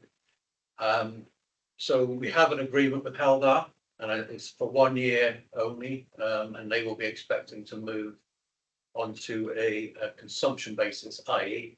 the activity and the resources that they consume through Velindre through using it as a go fee. Well, basically based on the activity that flows to us and the work that we do for them rather than historical baseline. Yeah. What we can't have is, as I've discussed before in the board, is different approaches between commissioners in terms of how they want to commission. And that's why I think I mean, we need to bear in mind that Velindre is only one element of this issue. So every health board also has contracts with each other for flows of patients. And they're all based on this historical baseline. So Cardiff and Vale Health Board will argue they're owed, millions of pounds from other health boards because they were charging on actual consumption. So it will get wrapped up, I'm sure, in those wider conversations for Velindre piece. It can't be seen on its own. Yeah. But it does need, I think, chief execs, and their input alongside directors of finance and directors of planning to move this issue forward next year. It can't be in the same position of, coming to February next time and still not. We said that. I know. We've done, I think, all we can do through the director of finance and the commissioning group. I think it needs a much wider conversation because, as I said, it's not just about Velindre, it's linked to the other LTAs. So, Gareth, just to answer your question quickly, we have agreements in place, which means we have certainty over our income for our IMTP, which we're going to be discussing later. Thank you. Yeah, I was just going to say, as the point has just been made, we can't find ourselves in this same position every year because it is the management time that it takes. We need to try and sort this out, don't we? But I appreciate you got that. You're on the case with that. Just one other question, if I may, Chair, on the financial risk at the LTA marginal income. And sorry, again, apologies if you picked this up, Matt. But are we still looking at a £500,000 underachievement there? And what are we going to do about that, please? Okay, so we've just issued the final statement of account to our commissioners in terms of the performance on our marginal LTA income. And there's more good news there. So through good work we've done with the data insights team, with the cancer service, operational teams and the finance team. Some of the areas where we weren't correctly capturing activity and charging it for it has been improved. So that position has improved from a 500,000 shortfall to a 220,000 shortfall. So there's been improvement there, and obviously that work will continue into next year to ensure that data capture and recording of activity into the LTA is improved. Okay, thank you. Any other observations for Matt? Thanks, Matt. So as we said, the report has covered the LTA financial values and contract rebrace, and wish you all the best for trying to get that sorted by this time next year. You know, in a sustainable way going forward, the integrated medium-term plan, which will come to shortly, and the key financial targets. So we're asked to note the content of the January 25 financial report and the year-to-date and forecast revenue outturn position and PSPP performance. That's fine. The agreed position on LTA income for 24-25 from our commissioners, which we've discussed, and the position as commissioners on the contract rebase agreement, again, which we've discussed. And to note the latest position on the LTA activity performance for 24-25. So we so note. Thank you for your queries and observations to Matt. That was very helpful. And thanks for the report, Matt. Something I meant to say at the end of the last paper. Can I remind everybody once again that these are public documents and the use of abbreviations is still too great. In terms of if you're a member of the public, you won't understand what's being written. On that, we are currently as a team producing what I would probably call a Bible of acronyms and explainers that we will get prepared for May board, and that will be available for all boards going forward. Yes, that would be really, really helpful so that you can refer back to it.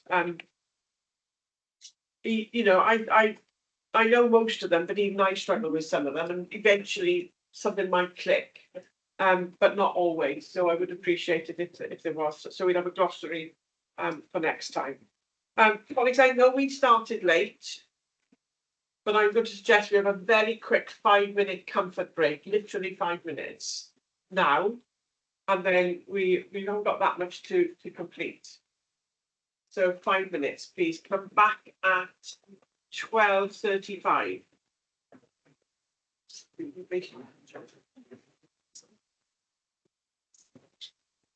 So quite a lot. So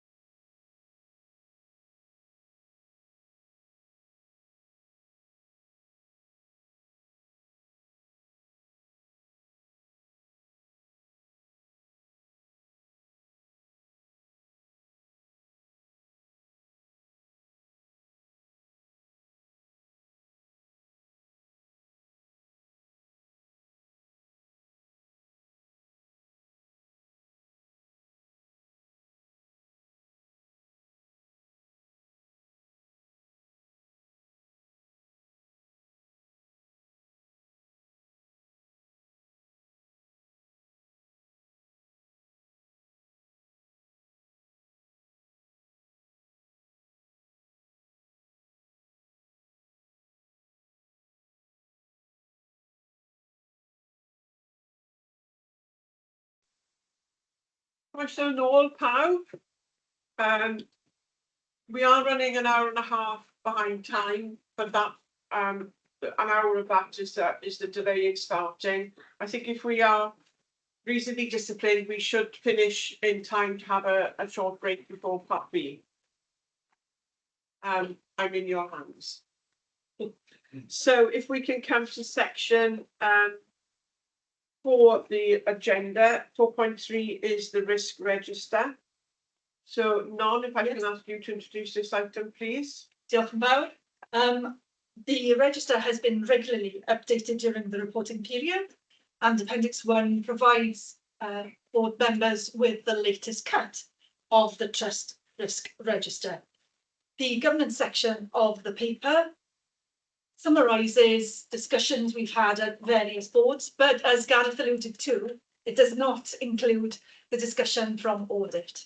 Some of the themes that are actually common between all of our board and committee discussions are the need to be careful about the use of domains as we complete the register, queries about the static risks and whether or not we are confident that they are being reviewed thoroughly and remain static on the basis of that thorough review. And an additional comment from audit was to ensure that in addition to the risk lead, we also include the executive lead on the register so that the accountability is clear. I also just want to refer to the fact that the audit committee received a report from internal audit on risk that received reasonable assurance in light green.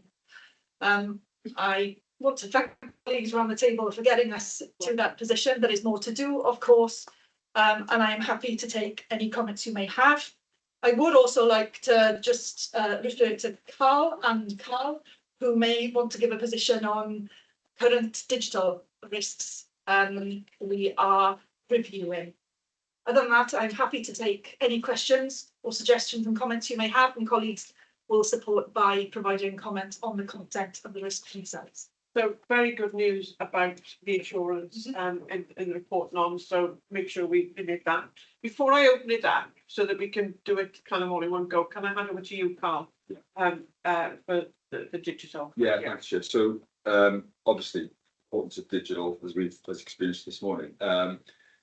So what we've been doing, I think the question has been asked a couple of times, of making sure we've got a good understanding of our digital risk. So just to confirm to the board, we have, I've sat with Carl and we've been through it, we've captured across the organisation all the BAU risks, as well as programmes and projects. They are captured in the various risk registers.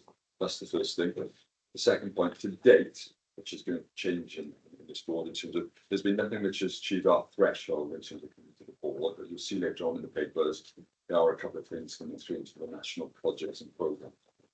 Going forward, we do think there is further strengthening we can do, and we're going to do three things.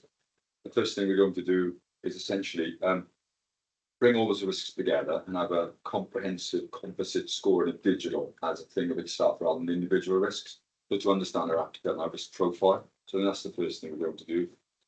The second thing we're going to do is keep that as a single digital risk register. So the way it's currently structured, they're all in different sort of programs, Belinda Futures, Blood Futures, and that's helpful, but we just need a strategic view of digital as an entity of itself. So that's the second thing we're going to do. And the third thing we're going to do, I used to chat with the chief exec, because a lot of programs and projects are just at the national ones and they're scored. But what we are going to do then is actually score our view of the risk for our organisation in that project or programme. So, for example, risk for limbs, it might have an amber nationally, but it might be a green or a red for us. So we're going to score them separately and understand it from our risk type. So that's what we're going to do, and we'll be bringing that back through the next cycle. So in essence, I think it's broadly, doesn't quite work, we'll change it. 29th of April, we've got the EMB digital programmes on the 30th of April, and then SDCs on the 1st of May. So we can do that, bring that back. So by the May board, yes, that should have started to really firm up and take shape. Absolutely, yeah. That's really good news. I think that would be really helpful. Carl, do you want to add anything to what Carl said? Well, Carl, I think has laid out the things that we're doing ahead of the end of April and then for the May board. You know, I think with Carl, we did get assurance this week that as we look through the risk registers, everything is there. We just need to make sure that it is then connected up into the trust risk register in a more way. And I suppose that, the bits that are moving for us right now, well, David talked about our escalation level being 1 right now, which is in that really good place. Digital Healthcare Wales have just moved into level 3. So for their major programs. We moved into special measures. Yeah, but so that's an effect of what the emergence that we're seeing across Wales, which would mean that as we bring it back, I think there will be more focus on those national programs. So yeah, so I think we are in a risk position that is moving quite quickly right now. I think we do have a handle on the risk, but they're not appearing in the right places. And the work that Carl's outlined, I think, will leave us in a much stronger position. And it would be really helpful. I'm sure you have this in mind to have the time critical nature of some of these risks that we're facing. As you do this kind of overhaul and holistic view, there are some issues in there which are really time critical, aren't there? So I'm sure you would pull that out, but I'm just well, they're all part of major programs, project dependencies. So they're all mapped. So as you said, making sure we get the wood from the sort of chaps, so really enabling the committees and the boards to focus the time on the right thing. Are you comfortable with that, doing? Thank you. Gareth's hand is up. That's the only one I can see. Gareth, over to you. Thank you, Chair. Vicky's hand is up as well, but I was first, so I will go first if I may.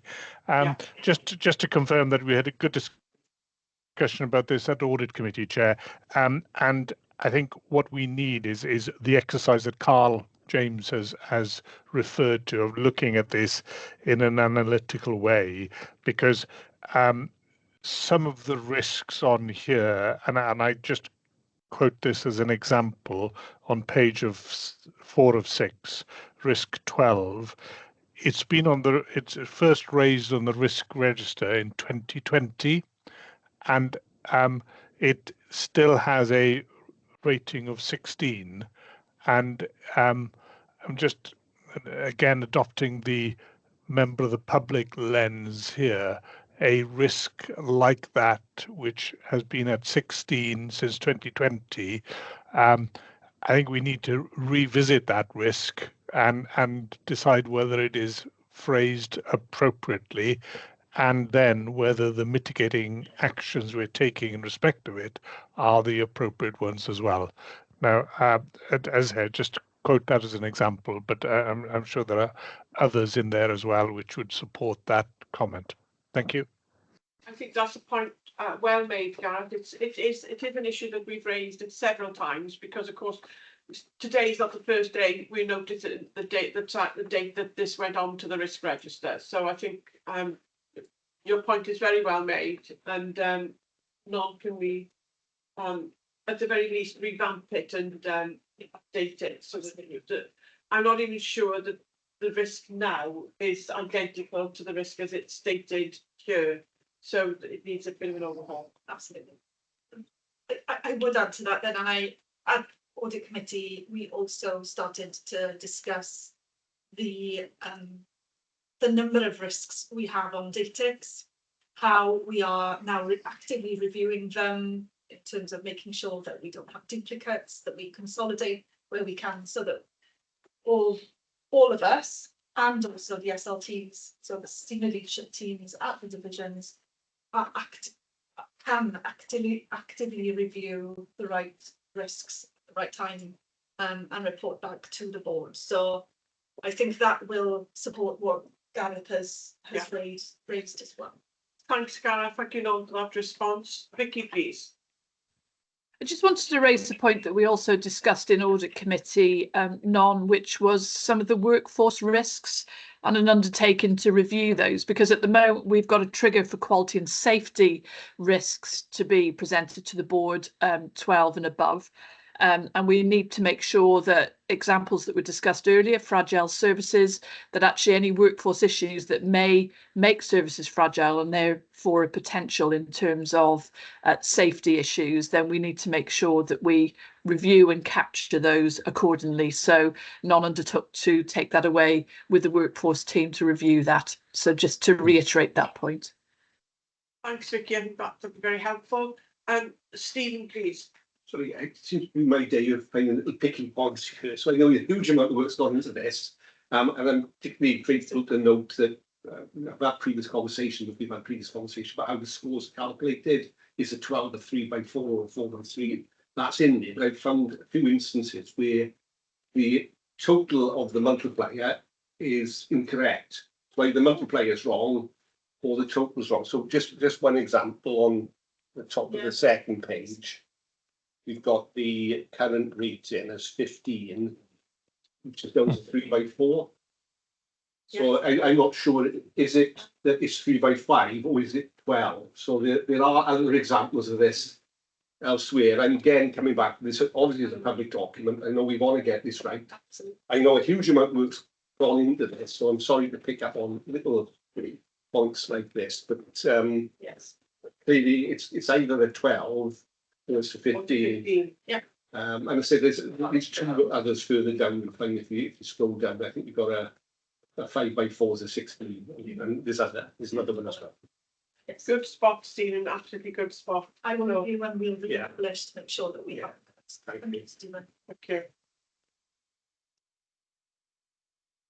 You all right, Roland? Yeah. Dr. Zoom, you're about to speak, sorry. No. Okay. No hands up there. So thank you for the risk register. I mean, taking on board the points that have been made, it is an improving picture in terms of how it's presented to us. I was wondering about whether to do it the risk register this was just in relation to 3541 plans, or whether we could do that as part of the highlight reforms. So if we get to that point, that's fine. Yeah, that's not fine. Okay. Yeah. Right, therefore, I'm going to so we're asked to note the risks right, we're asked to note that the current assurance level for our risk register is level 2, colleagues, and that was gone through very thoroughly at QSP about 2 weeks ago. And we're asked to note the risks in the quality and safety domain with a score of 12 and risks in other domains with a score of 15 and above, noting that there'll be some reworking of the sums to make sure that that's absolutely accurate and correct.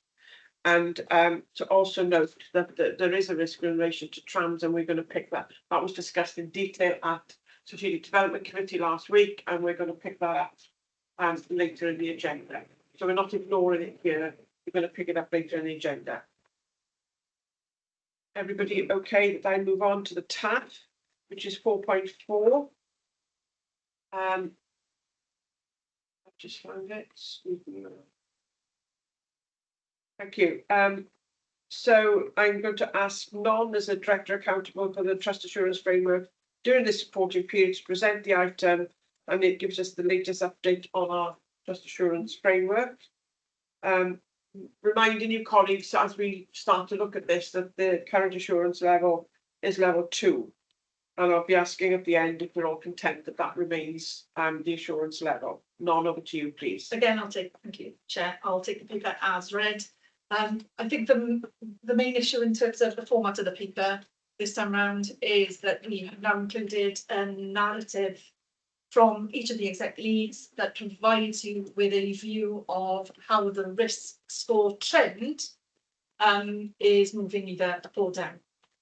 That's a pilot for this time round. We've received very good feedback from QSP, SDC, and the audit on that. And so we will continue with that going into the new year. Again, the appendix has in red text any updates and all of the updates that have been reported for this round. And I'm happy to answer any questions. Vicky and Lindsay may want to refer to discussions we had at SDC and QSP that haven't been included here, but also Gareth on audit. So again, a bit of a timing issue for us in terms of preparing papers this time around. I can also assure you that we have reviewed next year's timetable and those risks have been mitigated against. Happy to take any questions or comments you may have. Thanks, Non. I can see Vicky's hand is up. Is anybody's hand up around the table? Vicky, you first, please. I think just to reinforce the discussion at QSP as well as Audit Committee, because we welcome the narrative from executive colleagues, because this provides assurance on the ownership and oversight of their risks. I think the issue really in alignment with the levels of assurance, again, was welcome. There are two areas of the TAF 1 and 2 that still don't include those levels of assurance, but that will be coming online. I think really the issue is around the static risks. So TAF 7 is the only area of the TAF to reduce a score. And I'm looking forward to the new year 25-26, where the alignment of strategic objectives with the risks actually brings it, with the IMTP will bring an ability to have specific actions that can then be demonstrated that we're mitigating the risks against the delivery of those strategic objectives. It's going to be much more contemporaneous, I think, as we move forward, and that's my hope anyway. Contemporaneous and easy to follow, I hope. Vicky, both of those, isn't it? So thank you for that helpful observation. Lindsay. Just want to add to that from some of the discussion at SDC. I think, I mean, certainly the point about the narrative in the cover report was considered extremely helpful. I think one of the points now from shifting to the 7 levels of assurance within the TAF framework as well, that really helps to highlight what areas of the TAF are under strain, if you like, in terms of actually finding the right actions and the right mitigations, because it demonstrates the level 5, which sounds, and we had a discussion in SDC about what the model indicates in relation to that. So there's potentially a lot of mitigations going on, but actually the outcomes aren't what we're looking for at that point, or they've not come to fruition yet. So I think it really helps in understanding more that nuance around the assurance level within government. Yeah, that's actually, I agree. Thanks, Lindsay. Gareth, please. Thank you, Chair. In relation to the risk score trend, I also welcome the narrative which gives says what the comparison to the previous period. In the version of the TAF that came to the Strategic Development Committee, the only risk which had an actual graphic of the trend was risk 8, which was the financial one. And I thought that we had agreed in SDC that each of the other TAF risks would have the graphic of the trend over a period of time shown against it, whereas in the version of the TAF which appears in the Trust Board papers now, it's gone the other way, in that the graphic against TAF 8 has disappeared and it isn't in any of the other TAF risks. So I just wanted to understand what is the view going forward. Personally, I would like to see the historic detail rather than just the comparator against the previous period, because it shows over a period of time what we've been doing with that strategic risk and whether our mitigating steps are effective or not. Thank you. Response to that now? We will reinstate the process that is currently outlined in TAF 8 and include the narrative in the paper as well. So we will reinstate that, Gareth.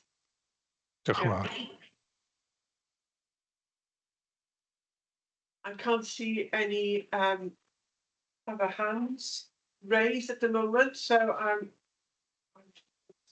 I'm going to be concluding this item. Thank you, everybody. I would like to put on record our thanks to the way in which the TAF has been developing.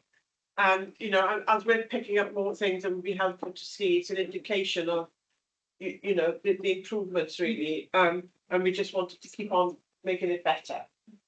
So I think that it's important to note that and to note that we're pleased with the direction of travel.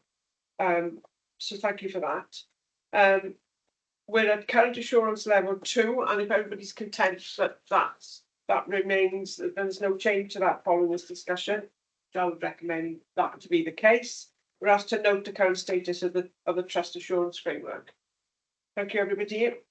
We're now coming to section 4.50 of the agenda. There's 5 minutes set aside for this item, and this is the Trust Values Culture Report, which Sue, I'm going to ask you to speak to in just a minute. It sets out the Trust progress with developing its organisational culture, including feedback, desired cultural ideas for the way forward, and an action plan.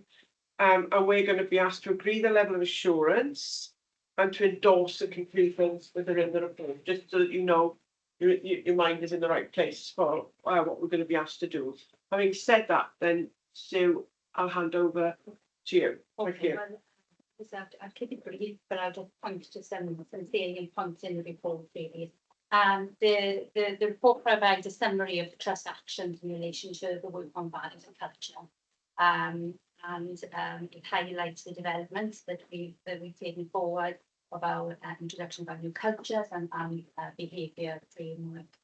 It also highlights a number of discussions that have been ongoing at various levels within the organisation in relation to the culture, as the organisation embraces the new leadership and takes the work forward.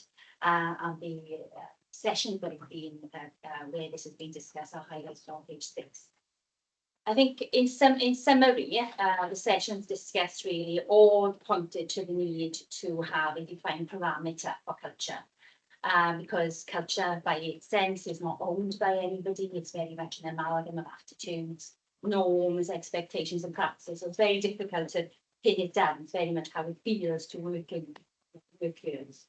So the paper provides really a proposed culture framework to put in place in order to hone down what do we mean by culture really, and then against that framework we can then provide the pieces of work and tasks that we need to take forward in order to improve issues in our organisation.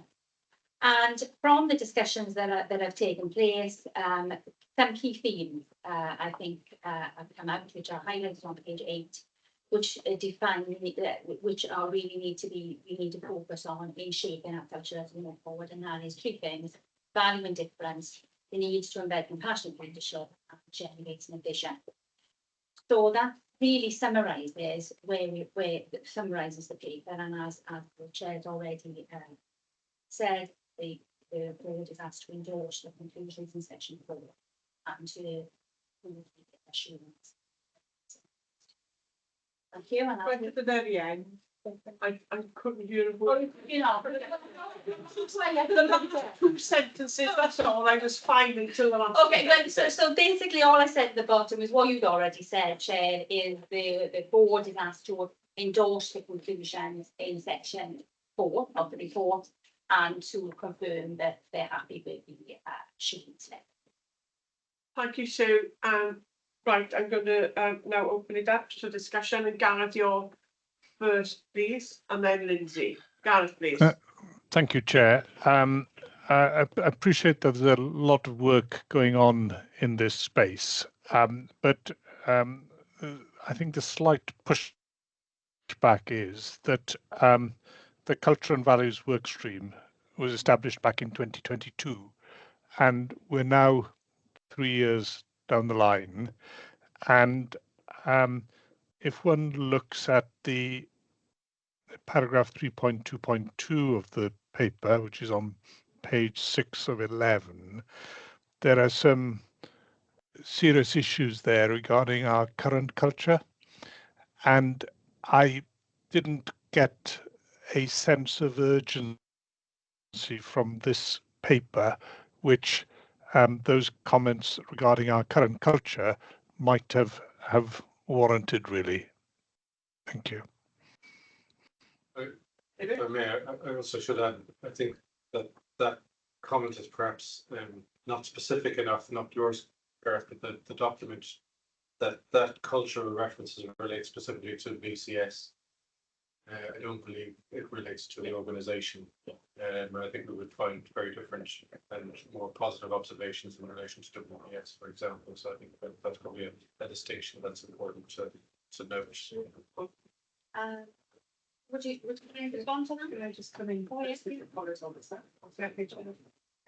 so I absolutely concur with what Gareth said on the basis of the paper in front of us. I didn't really get any sense of urgency, and I think I appreciate that approach of if this is about everybody in the organisation and everybody needs to contribute and take some responsibility culturally about every single person.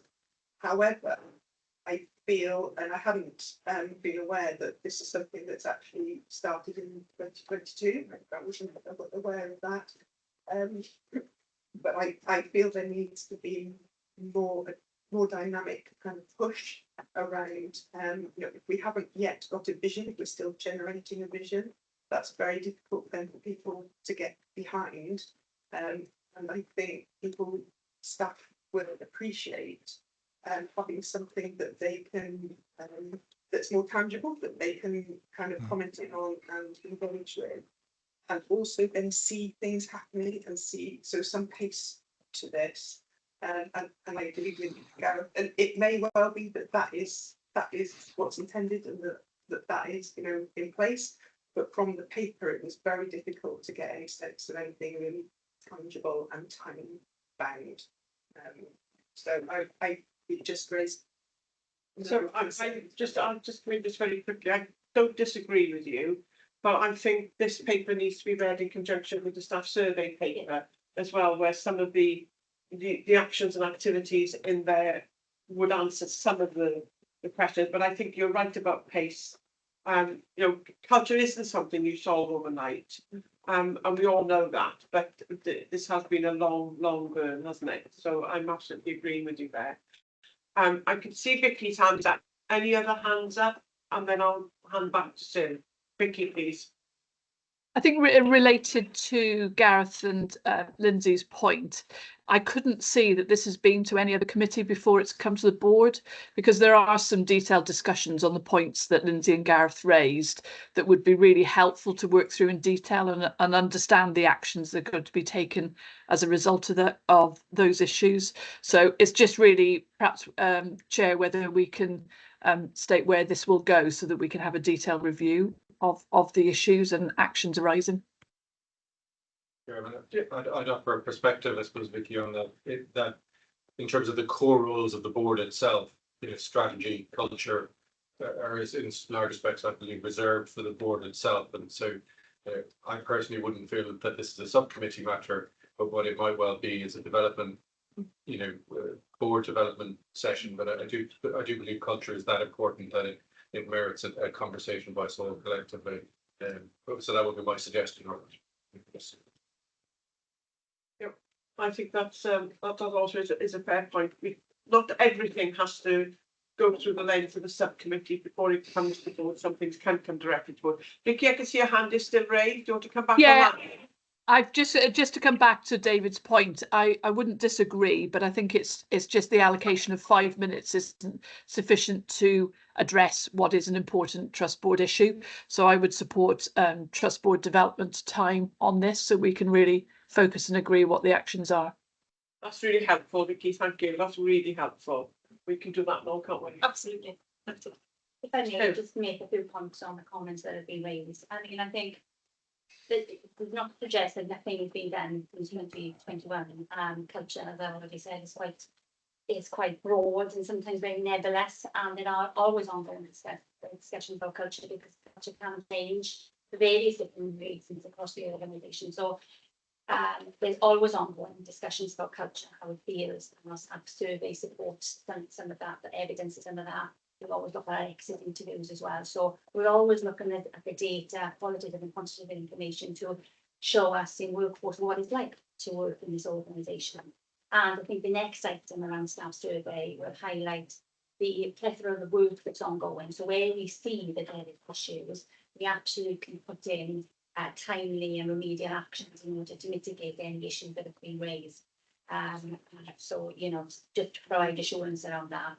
Nothing is left really. So there are wider conversations ongoing, but anything specific we deal with in a timely way. I mean, I think what this paper and perhaps, it needs to be re-looked at in the way it's written maybe, but it's trying to propose a framework around how we define our culture, so that then we can have, you know, a trust-wise definition of what it feels like to make a vision like that. That's not to suggest that there's lots of things that are ongoing currently. I take the point about the governance route, but also David's point about the it does need to be a board discussion, and again, we'd like a wider conversation on this to move it. So I suppose, but then just push it back a little bit. If 3 years down the line we haven't got a definition, you know, to support our work in terms of culture, that perhaps helps to explain some of the delay. So I'm a bit concerned about that comment, but I'm going to call Gareth in. And okay, Gareth. Thank you, Chair. And what I should have said, of course, in my opening comments is that the paper is noticeably silent about timelines for when we're going to do things. And I think in any review of this, we need to have some smart objectives, targets, and by when we're going to do things, because one doesn't get that sense of progress from the paper as it's currently drafted. Thank you. Yeah, absolutely. Thanks, Gareth. Lindsay. And I think we just to reiterate that sense of vision where our destination is supposed to be helps us with knowing whether the activities we're undertaking are helping us to get there and the right ones. So actually, the sooner that we get to a point which can be changed, you know, yes, not set in stone, but something that the board and you know, across the organisation we are reasonably happy with. It gives a focus for what we're trying to achieve. I think at the moment it feels like we want a good culture, but there could be so many different definitions of what that is. So having something that we will all be happy with. Yeah, and of course, you know, it's not one thing we've asked about our values and our behaviour framework. So you know, there's already building blocks to you know what we expect the behaviours to be like in this organization. So but nothing and quite as a paper highlights and quite a bit to the council. Subsequent paper on staff survey we find out where we are.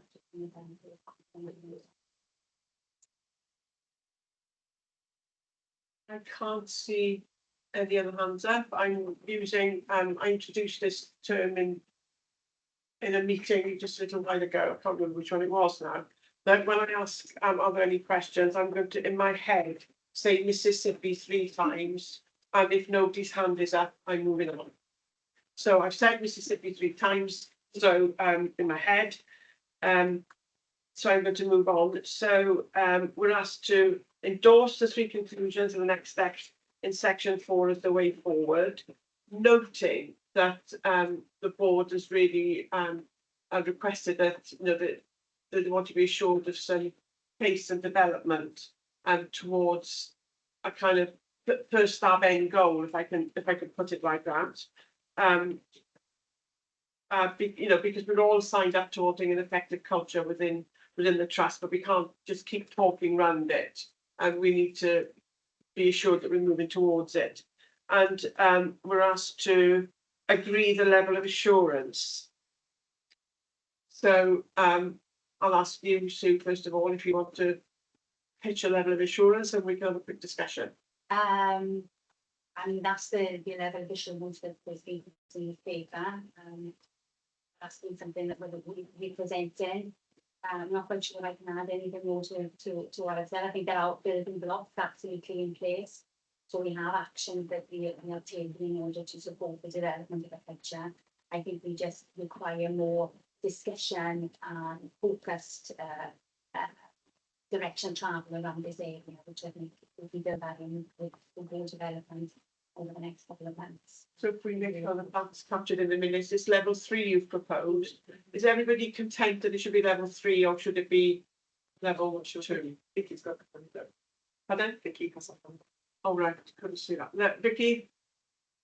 Hi, I just really, based on the conversation that we've been having, Chair, I think it would be helpful if we agree a level 2. I don't think we've got a clear action plan in place. Level 3 requires to have a clear action plan and timescales and deliverables that we're agreeing on. And I think we're at an early stage where we need further discussion. So I would suggest that it would be a level 2, not a level 3.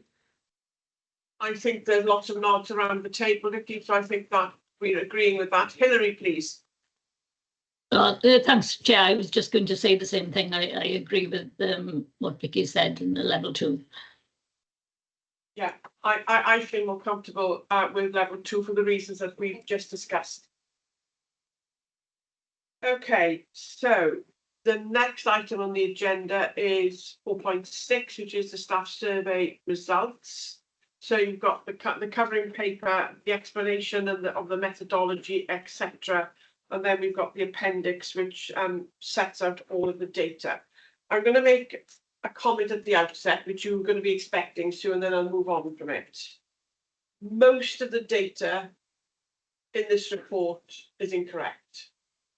That is no fault of anybody in this organisation. It's how the data is sent to you from the organisation AG&IW have procured to provide data. I was just showing on, I have reworked the percentage differences and they're grossly inaccurate. So through no fault of anybody here, because that's how the data came in, but I would like there to be a statement in this report for the public, which says that where it says that percentage differences, these are not percentage differences, they're percentage point differences. And for some areas, it doesn't matter because the differences are so small. But in other areas, the difference is very significant. So in terms of burnout, we've put it at 4. This tells us it's 4.5% difference in improvement, and it's minus 13%, and that's a very significant difference. I don't know what the other health boards are thinking about all of this. So I've got, for example, WAST, just response rates. It started with the very first table. It said that WAST's response rate had gone up by 12.08%. It had gone up by 41.09%. So some of these differences are very, very significant. I know that you and Sarah have passed this on to AG&IW, but this is our board and this is the paper that we're looking at in this board. So I would like there to be a statement in there which says that these are not percentage differences, or recalculate them all. I've done most of them. David. Yeah, not to tread into statistics or numbers, but another point that I know I've raised in other forums, but is that technically the way this data is produced, it refers to organisation, but it actually has functions and units that are not organisations listed. So, for example, the NHS executive is part of Public Health Wales and Shared Service Partnership. All those employees are employees of Belinda. I understand that's historic. And I understand that it may be beneficial for us indeed to have our discrete units, such as WPF, PCS and shared services, visible to us distinctly.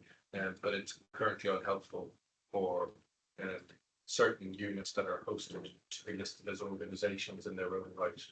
And well, that's appropriate. That'd be good to make sure we record our own observation of that fact, recognising that 2 lines are employees of Belinda, how that's presented. And secondly, that's part of the feedback and ongoing dialogue with HLW. So mindful that when you do that, you're going to be ready for the results. So I'll just give you one example, not disputing that that needs to be done, David, at all. But Belinda's response rate is listed as being 0.25 improvement on last year. It's actually 0.59, which is hardly anything. But if you were to combine that with shared services, it says in this report that their response rate has gone down by minus 5.26%. It's actually gone down by 29.85%. So that if you add that to Belinda's, it makes the overall organisation. So we have to take roll with those sorts of punches, don't we? But I think we should. And that's the issue of aggregate, which will apply to many of the others as well. As far as if we take a health board. It's a very large number. It doesn't really give you any meaningful granular information about whether one particular hospital or one particular division of that. It's not the cultural issues and our staff survey issues are, in most instances, in my experience, at an organisational level. Just as in our previous conversation, we discussed the unique challenges culturally in ACS. I think that the dynamics in WBS and indeed shared services will all be very different. So yeah, it's as you say, the limitations of macro data. Aside to everyone. So no, absolutely, I'm not disputing that at all. So having said that, so and as I said, I'm not in any way castigating this organisation. That's how the results were given to you. Yeah. That doesn't excuse us not knowing that the figures are miscalculated and noting that in the paper. Yeah. Okay, and that absolutely can take that forward. Just to provide assurance, and because these documents have gone through various other committees, structures, and every time your response, I know that you've raised this before. We have raised it with HAW as well, and I think that's probably needs to be a little bit more detailed discussion now, given the work that you've put in to look at those statistics as well. It's not like that was waste. So we will definitely pick that up. So I think, notwithstanding the comments on the statistics, maybe I'll just focus on the report is there. There's quite a lot of plethora of data that's been provided. I'll just focus for the time that I have now on what we're doing about the results. And again, you know, the response needs to be sort of trust-wise, but also we need to get down to the devil of the detail here as well. So we have established staff survey groups so that each of the divisions can look at in granular detail around their results, around their organisation, so that we can look at what staff have said in those areas and look at actions pertaining to the issues that have been raised in those particular areas as well. And action plans have been developed for cancer surveys for WBS and for corporate functions as well. The theme, we have chosen 3 themes to look at across all areas so that there's a consistency of action really. And those 3 themes are PADR, psychological safety, and the importance of having team time. So there is chairs this group so that we can pull a response together across those 3 areas across the organisation. So we have a trust-wide and a more specific action plan this staff survey moving forward. So I'll pause there. As I say, lots of detail in the reports. The board is action note. So the theme, psychological safety, PADRs and team time, those you put those labels on groups of data that you say coalesce together. Yeah. And you put them under. Yeah. So you've done a bit of a taxonomy. Yes. Yes. But I'm not sure if we've done that.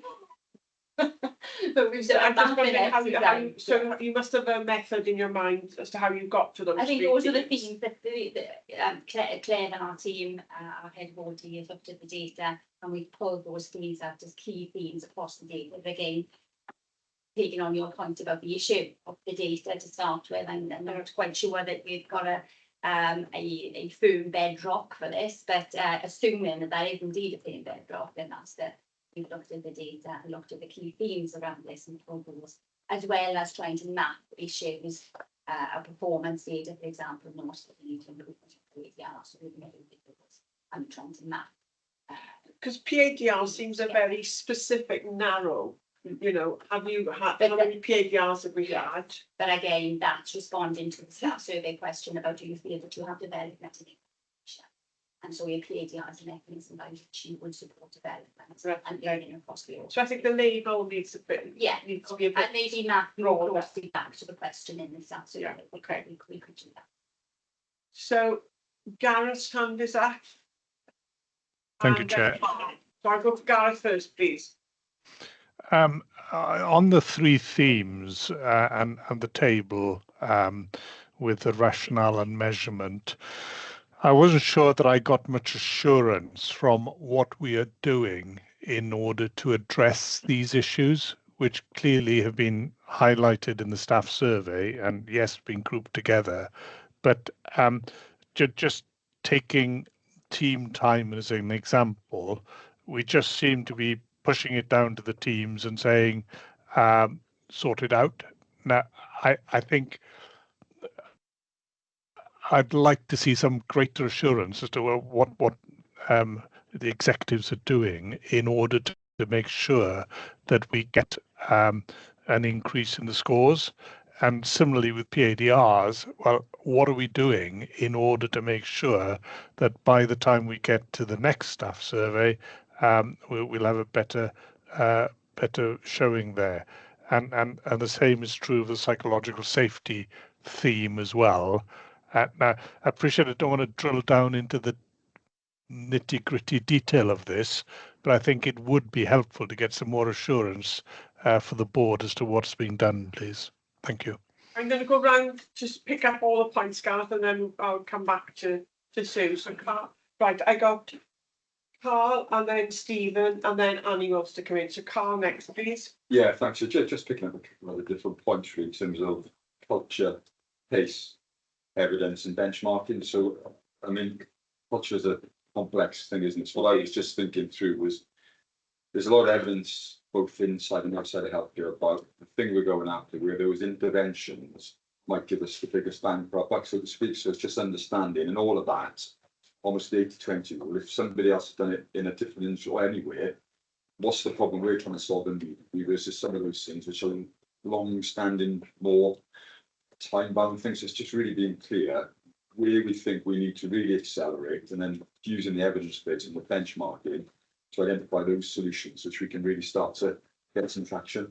So it's just it's almost the so what question rather than what we've got. And it refers to the previous paper. Yeah, isn't it? Culture, you know, big thing, isn't it? But ultimately, it's somebody will have done something really positive we can use. Yeah. Okay, so I'll come in a second. Stephen and then Annie. Stephen, please. Yes, okay, another point of detail, just so I can understand some of this. So if you indulge me, it's just the bottom of page 10, this is the detailed report. We're on the detailed report, aren't we?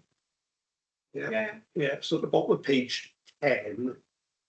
It's just off 31, yeah? Page 10 of 31, is sees the questions 9A, 9B, 9C, 9D. And it's asking, this is under the nurturing healthy workforce environment, which is obviously very important. So I'll just pick one then, 10A. It's asked, the question is how many times have we been the target of unwanted behaviour of a sexual nature in the workplace, offensive, inappropriate conversations, touching, assault, etc., etc. And the score is 94.8%.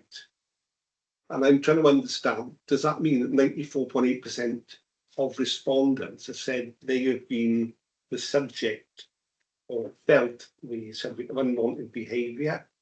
And then if you go to the one above 9C, how many times you experience harassment or bullying at work from other colleagues? Are we saying it's 81% of our colleagues have experienced bullying from other colleagues? I'm just trying to understand what these figures are saying to us, particularly given this is a public document. And that didn't sound like to me, but more fundamentally, I don't know how you can present a single percentage if the question is how many times have it could be a numerical value, not a percentage. Yeah, or an average of numeric. Yeah. Yeah, you know. yeah.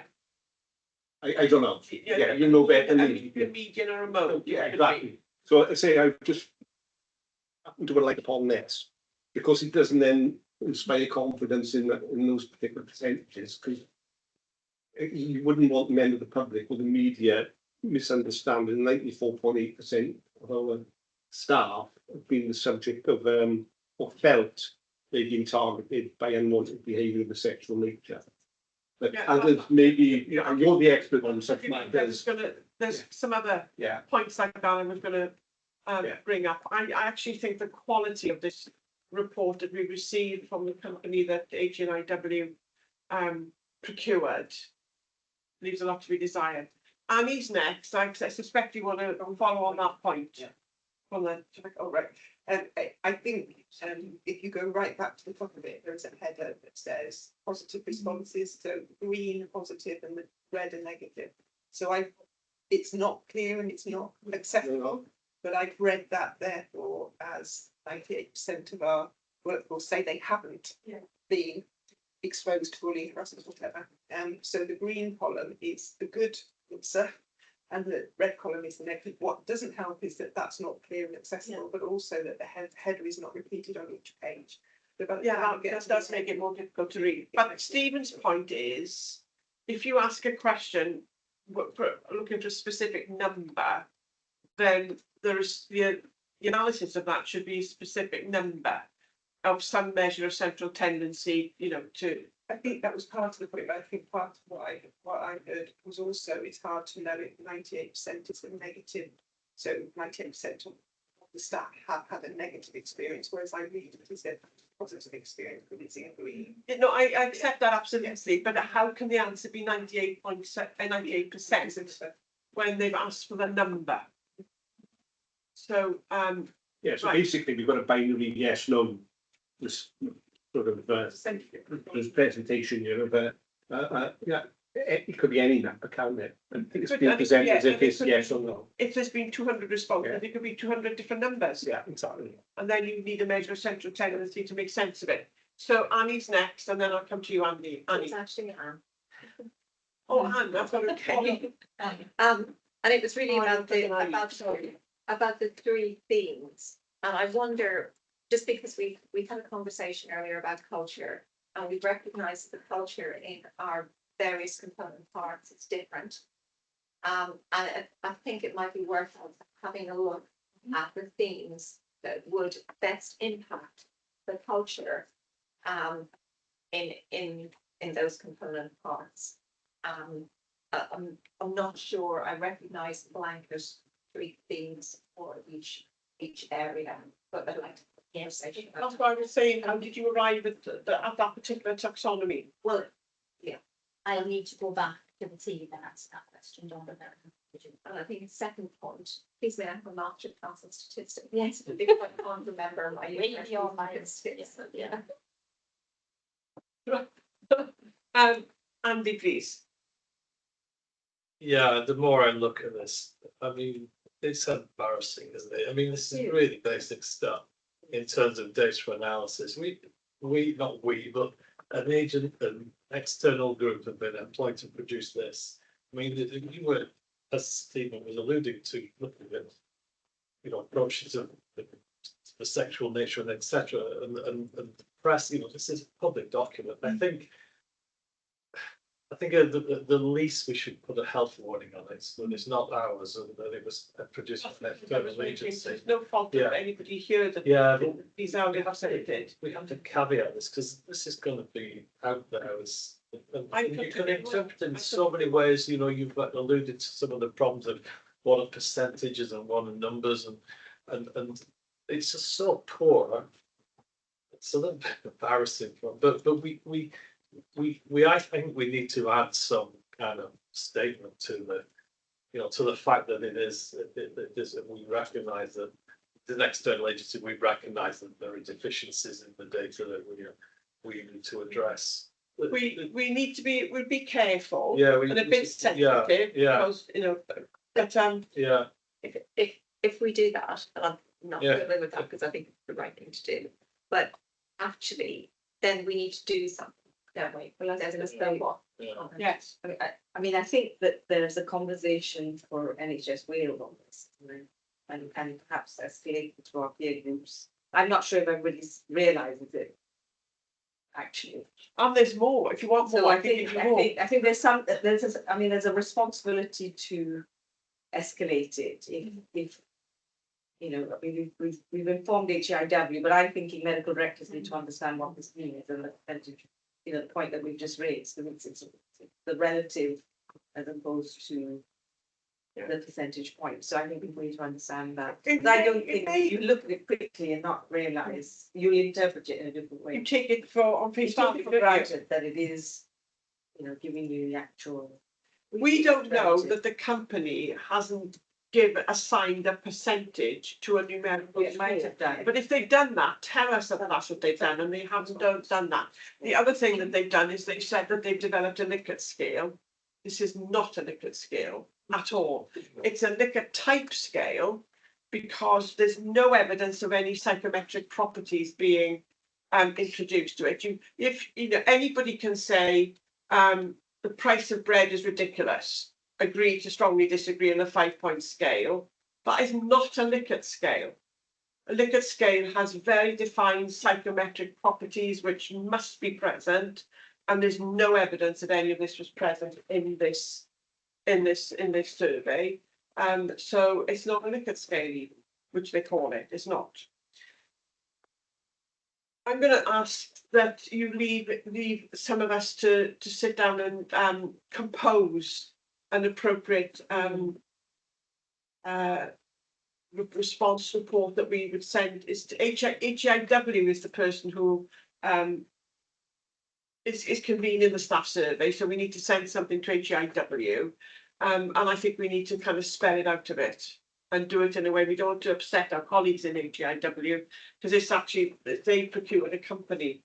I think we should put a health warning on it, which perhaps we can sit down and think of a form of words. No? Yep, sure. Yeah. Is everybody content with that? And right, and I think the other thing that we've said is, again, we're looking for pace. We're not looking for process, we're looking for pace. And there's a lot of process in here about, you know, we've devised 3 themes and we've got focus groups and there's workshops and so on and so forth, but we want to know what the deliverables are going to be. I think it's the same issue as the previous paper, in my view.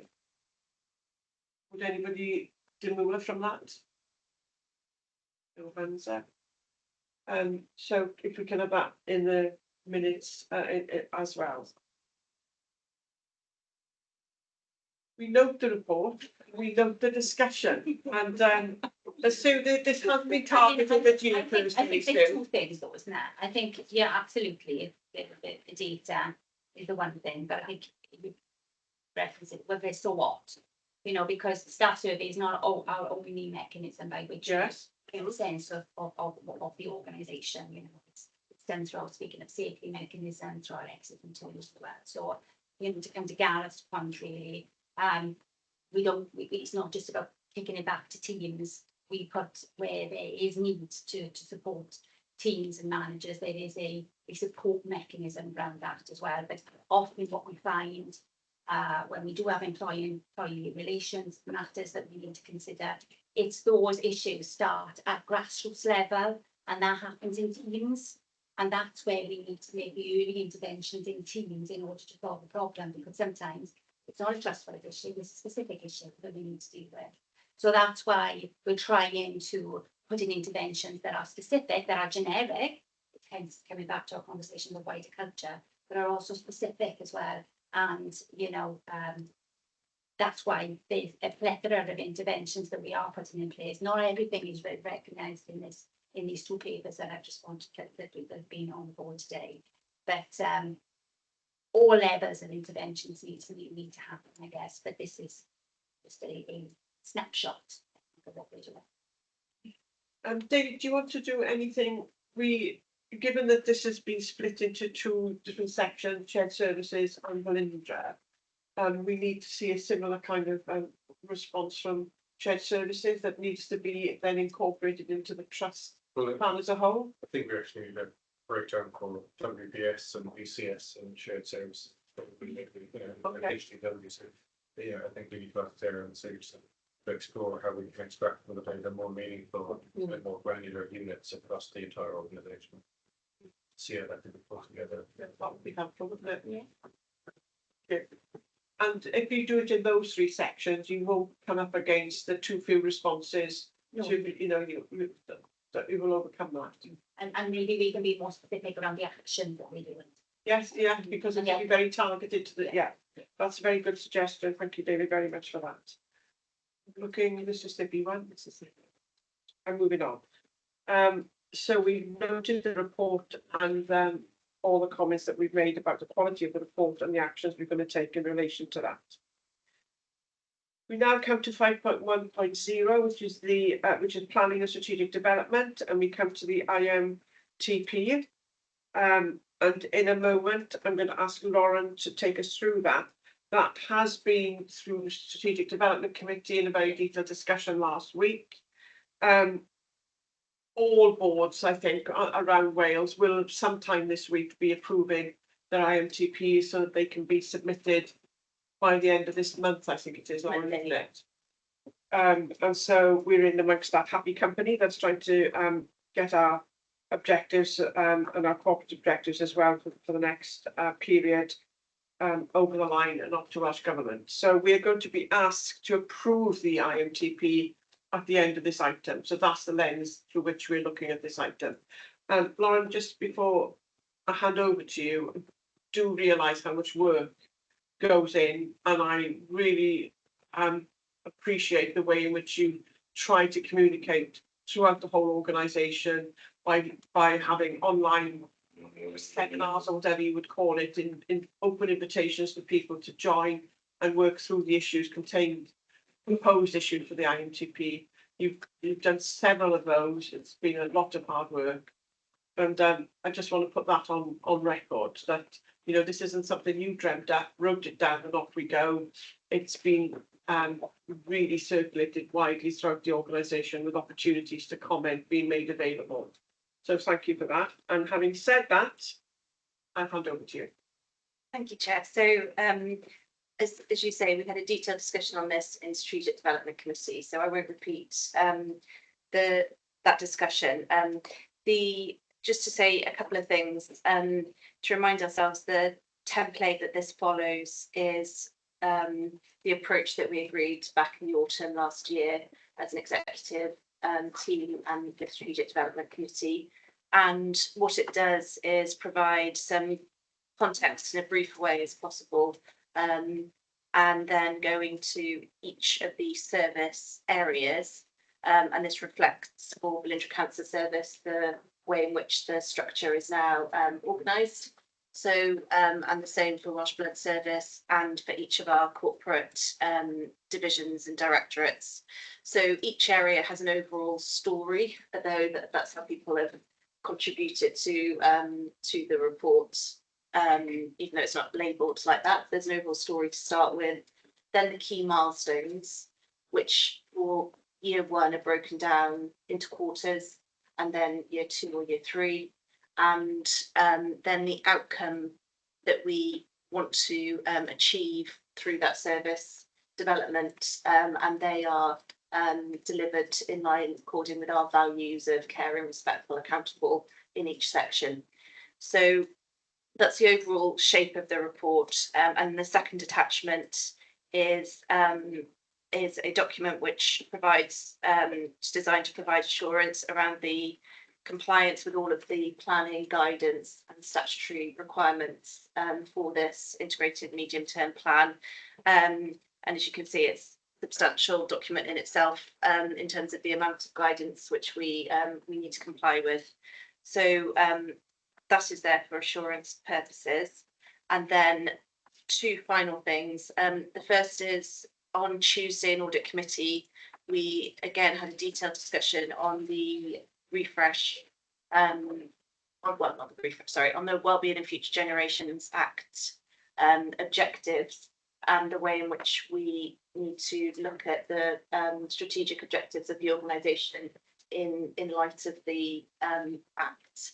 And so that's covered in the report, but just to cross-reference to the Audit Wales review on that subject recently, we discussed that in detail in Audit Committee. And then the final point is, as we discussed in SDC the end of last week, based on the track changes from the final track changes from that committee, which circulated on Monday. Been working with the design agency, and the update I just circulated on email for members' awareness this morning. That will conclude over the next couple of days. So that's not the point of the item. The item is to approve the content. But if we welcome any discussion offline as to how we views on formatting and layout, but obviously happy to would welcome views with anyone on that. And as it says in that document, there's a bit of a delay with the image bank that's being applied. So all of the pictures of Wales that you can see through are just placeholders. The new image bank, the 300 images of patients, staff, donors, and our premises will be replaced.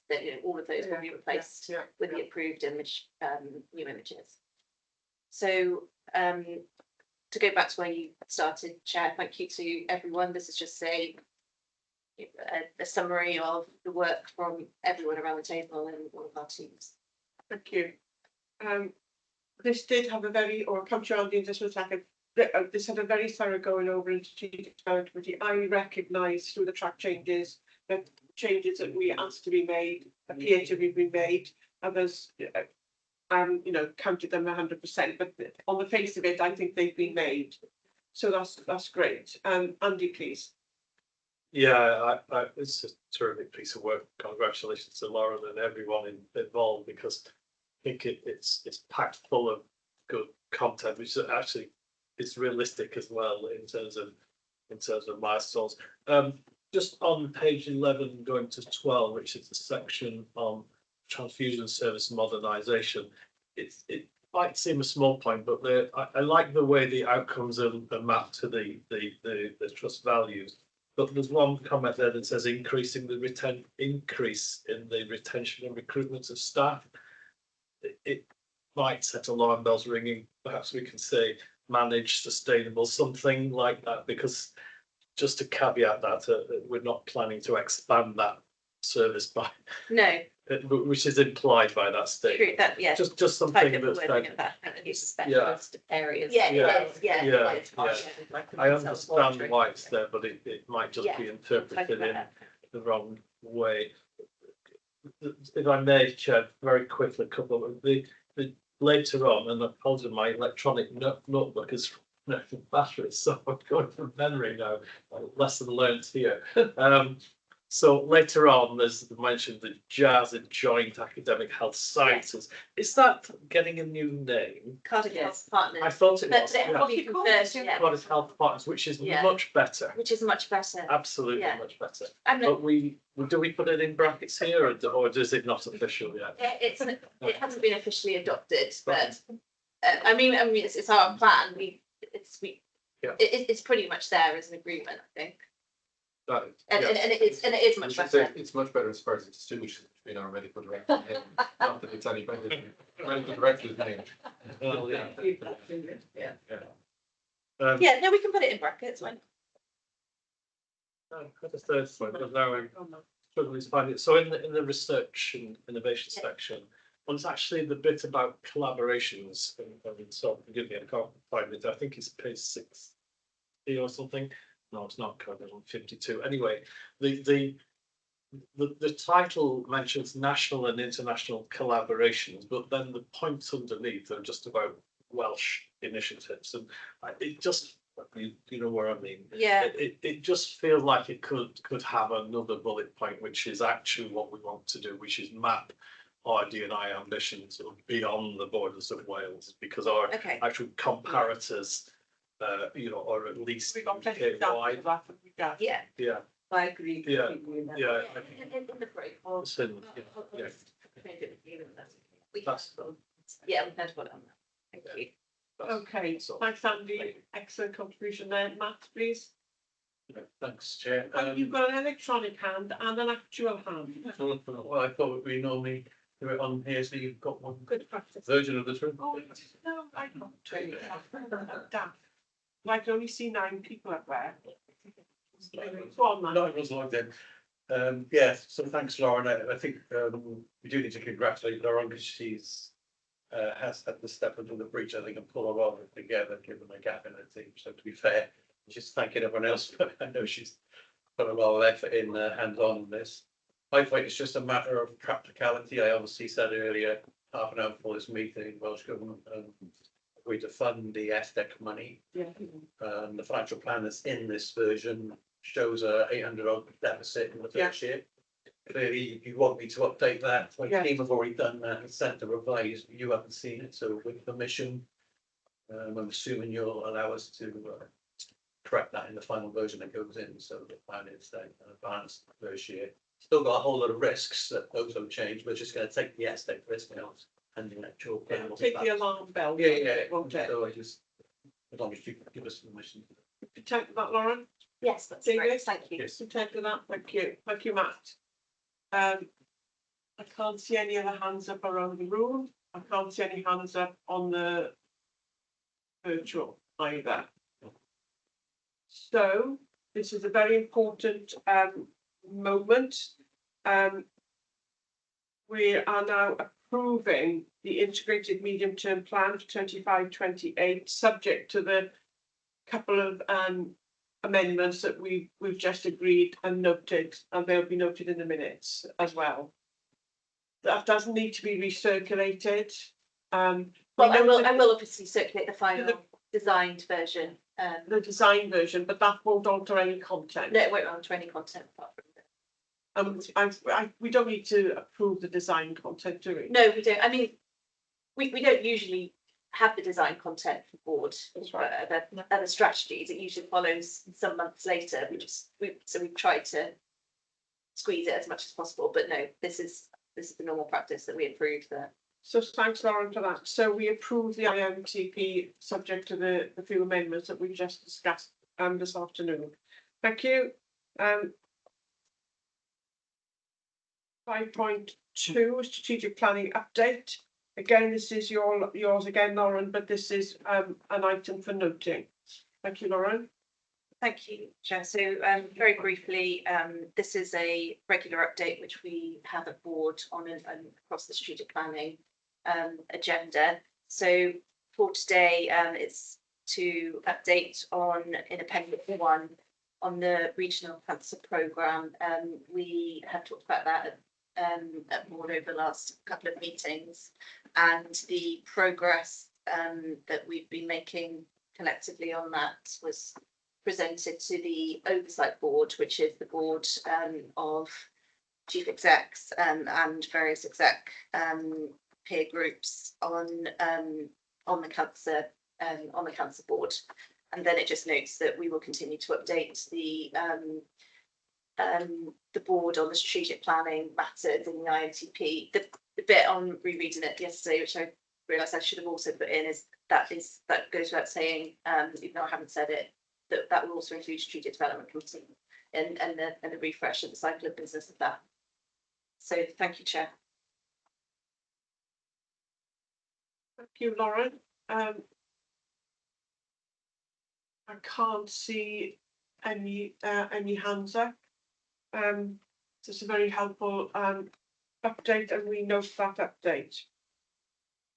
Next item on the agenda is 5.30, the Strategic Development Committee Highlights Report. This is an oral report because the meeting only happened last week. Hasn't been time yet to get a written report. And Lindsay, I'm going to invite you as new chair of that committee to provide an oral update. Okay, thank you, Chair. The committee met on the 20th of March, so as you say, we haven't had the opportunity to provide a highlight report from that meeting, although there is a highlight report from the previous meeting we did on consent agenda. So yeah, we wanted to address a particular item that came out of the SDC committee. Amongst all the other items on the agenda, so we're just going to focus on one area. We have the Linda Services Futures Highlight Report, which the committee received for information and discussion.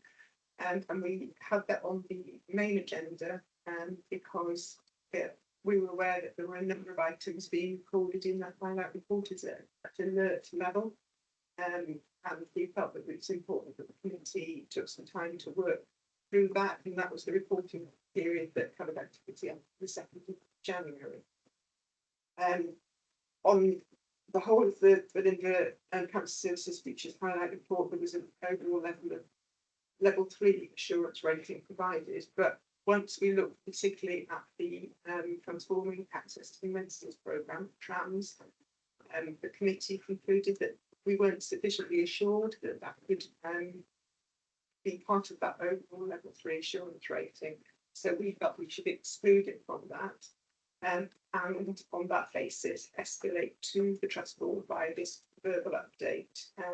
You will get the full highlight report of the next meeting from the board, but the particular discussions around trams, well, the committee noted that the shared services trams programme was experiencing a further delay. You would see on the risk register that we received today that risk 3541 was still stating delivery for autumn 2026. We anticipated the go live date being revised from originally being January 26 to autumn 26 to January 2027. And that raised considerable concern for members of the committee. Other issues that were discussed were the overall curriculum operational service model, the establishment of an appropriate governance structure, some of the ongoing challenges relating to the fragility of receptive and technical services in the region, and clarity on who is best placed to deliver the service. There was also a further delay to the outline business case due to a lack of clarity around the financial revenue model. So on the basis of all of that discussion, the trust chair proposed that plans be formally escalated to the trust board, and this was supported by the committee. It was also suggested that a deep dive into the programme would be useful to explore some of the underlying issues, not for this meeting, but at a future date. And I'm happy to liaise with trust chair and executive on the appropriate governance route for that. So to conclude on that, the committee noted the contents of the BCS Futures Highlight Report and considered the overall level 3 assurance rating, but agreed not to the Trams did not provide sufficient assurance. So, and that we needed to have some further scrutiny in relation to that, which we'll take forward. Outside the meeting, work out the best route to take forward. So I think that's a very accurate, quite succinct depiction of how the discussion panned out at the Strategic Development Committee. So thank you very much for that, Lindsay.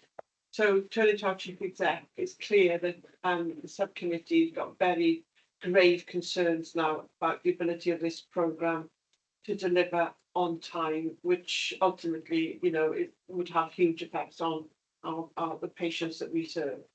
I think there's some triangulation, Vicky, with QSP conversations in that forum, and potentially Gareth, the audit committee, you know, as well. And so I suppose insofar as this board brings together the various aspects and dynamics of scrutiny there, I think we're hearing, as a customer of Trams, I think there's a separate conversation for us as the host organisation for shared services, but as a customer of Trams, there are concerns emerging in 2 or 3 of our subcommittees that do merit us thinking about it. We have got, you know, powers to request the attendance of senior shared services colleagues to specifically talk to and be explored the issues with them, but whether or not we need to, I think it is worth reflecting and coming back with a proposal perhaps to the board offline as to how we might go about a thorough review quite quickly.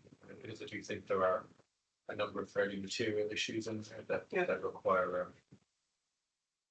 a line in the sand review in some respects.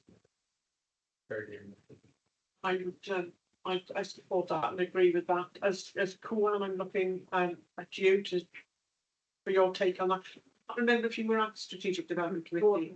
No, sorry about that. But I think the reason that the draft came through has been read to that report was that we had concerns about management quality. And we would welcome that. Thank you. And for that, Jazz, just medical director. No, absolutely. I think that, you know, I flagged a couple of concerns in the Quality and Safety Committee around the risks of the TRAM programme not being visible to us in that committee when we had risks on our risks pertaining to our service and the need to correlate that. And I think that it is a matter for us to discuss what our proposal will be here, but I also think there will be further conversations need to happen with other, you know, my medical director colleagues around. This is not just affecting us, I suppose. It's about response to this in terms of Norway's impact and our responsibility as, you know, hosting shared services. So with a different hat on, we are also responsible for a national programme. And so how do we, perhaps in our considering of how we respond to this, we need to consider both aspects. And we need to consider our plan B for the new cancer centre if we're going to have to continue to provide aseptic services until And it's and I think online. I think our responsibility it's very critical, notwithstanding our concerns about the program. The program is clearly essential, and there clearly is fragility both in radiopharmacy and in aseptic compounding. And I know Welsh Government shares the concern of all of the providers that this does need to be delivered, and actually it needs to be delivered as quickly as possible. And so, while as customer we have certain arrangements in place at the moment, actually there's a broader issue, which is that we have a responsibility to ensure this program is successful, and it currently not looking in any way successful. Yeah. And the other element that again, we're seeking assurance on with the R&D space, where you've got time critical, complex new treatments that we need to be able to respond to, but how will that work when the service will take priority? And it's about that strategic positioning of R&D in the system that we have not got assurance. Trials already up and running, that could have a catastrophic effect on it. I mean, the impact is significant. Yeah. But it's also specialist. Yeah. So, okay, we're not, oh no, sorry, I was going to move on, but Hilary, I do see you. Hilary, please, next. No, that's okay. I just wanted to also add, I mean, it's been mentioned that it's been talked about in strategic development, in QSP, in audit. It's also been coming up for months in TCS scrutiny subcommittee. I just wanted to put that in for the record. Yeah, yes, thank you, Hilary. That's absolutely correct. I'm looking for a form of words. We are endorsing the concerns that have been raised by Strategic Development Committee and escalated to the board, and the steer from our chief exec. Yeah. Can you finish that sentence for me, please, David? But I think that it may well be that, back to our risk register conversation, that we need to update a risk register entry around assurance potentially being at level 1 for this program, from both a customer perspective and as host, and that warrants an immediate review to dive to be brought back to the board in time for the next board.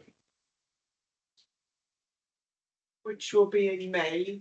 I suppose that's May 25. I mean, before too long, this is going to be so time critical. Yes. That we'd be scurrying around to try and sort it out. So this is urgent in terms of timing as well as. I think to attempt to do it any sooner, realistically, it's probably over ambitious. Yeah, probably it needs to be done. I would just reflect in the end of May. It's going to get time critical at some point. But thank you for that. So we've got that for the minutes. As everybody, oh wait a minute, I can see Gareth's hand is up. Gareth, please. Well, I was summing up now. Thank you. I do beg your pardon, Chair, but for information purposes, the next audit committee of shared services is on the 15th of April, and we did task the provision of a report to that audit committee meeting with a detailed timeline of the trams project. Now, I haven't seen a draft of that yet, but it may help inform or address some of our concerns, and might enable us to bring this back to the May committee, to the May board rather. So yeah, thanks, Gareth. I think notwithstanding that, and thank you for reminding us of that.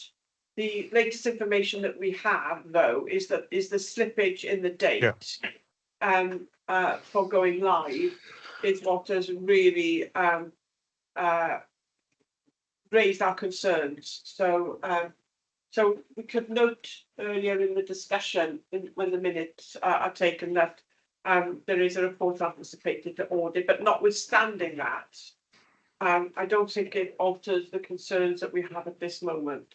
So I don't think we'll alter our actions as a consequence of that. Okay, so thank you for that. So now we come to section 6, which is consent items. I have had no previous warning of any items that colleagues want to bring out of consent.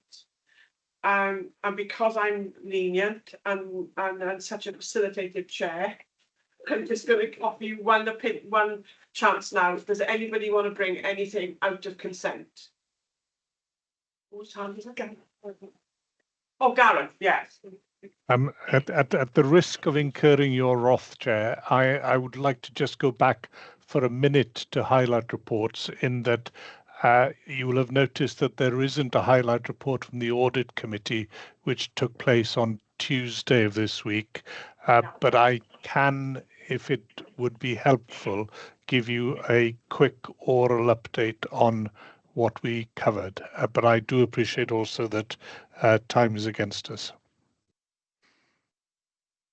So shall I do that when I think we haven't got audit on the list, have we? No, But this was by exception. yeah. The SDC report was here by exception because of the rating for the PCS Futures programme, Gareth. I think if content, given the timings, I think the audit report coming to the May meeting would be my suggestion. And I know that it is in draft currently, so we are working through that. I just wanted to offer the board and the chair the opportunity, but I'm happy to go with the flow. So there is a kind of schedule issue. I could do it for charitable funds, which met last week as well. But then, you know, you've got the scheduling thing in hand, and it won't happen again. Absolutely not. That we have all these meetings back to back. So we've got 2 items for approval and 6 to note. So 6.10 is consent for approval, and it's a chair's urgent action, which has been taken. And then 6.12 is amendments to the model standing orders and reservations and delegation powers for NHS trusts. Those are the items which we're approving. And the consent for noting are the list of highlight reports that you have in front of you. And then the trust seal report, we note the trust board seal register for the period 30th of January to the 20th of March. And we also note the trust-wide policies approved update. So that concludes the consent agenda. Before I close the meeting and we have a lunch break, got to say, very sadly, this is Stephen Harris's last public board meeting, and I couldn't let this moment pass, Stephen, without just saying a few words about what an amazing servant you have been to this board over the last 8 years. There aren't words really to express just how grateful we are to you for your expertise and for the way in which you've conducted the business that you have to conduct, for the enthusiasm, which that's an interesting word, the enthusiasm which you've injected into transforming cancer services. You know what I've always said, if it's about pus and trolleys, I'm there. You know, I'll be the first person there. But for you, it's about planning, it is about estates, it is about building.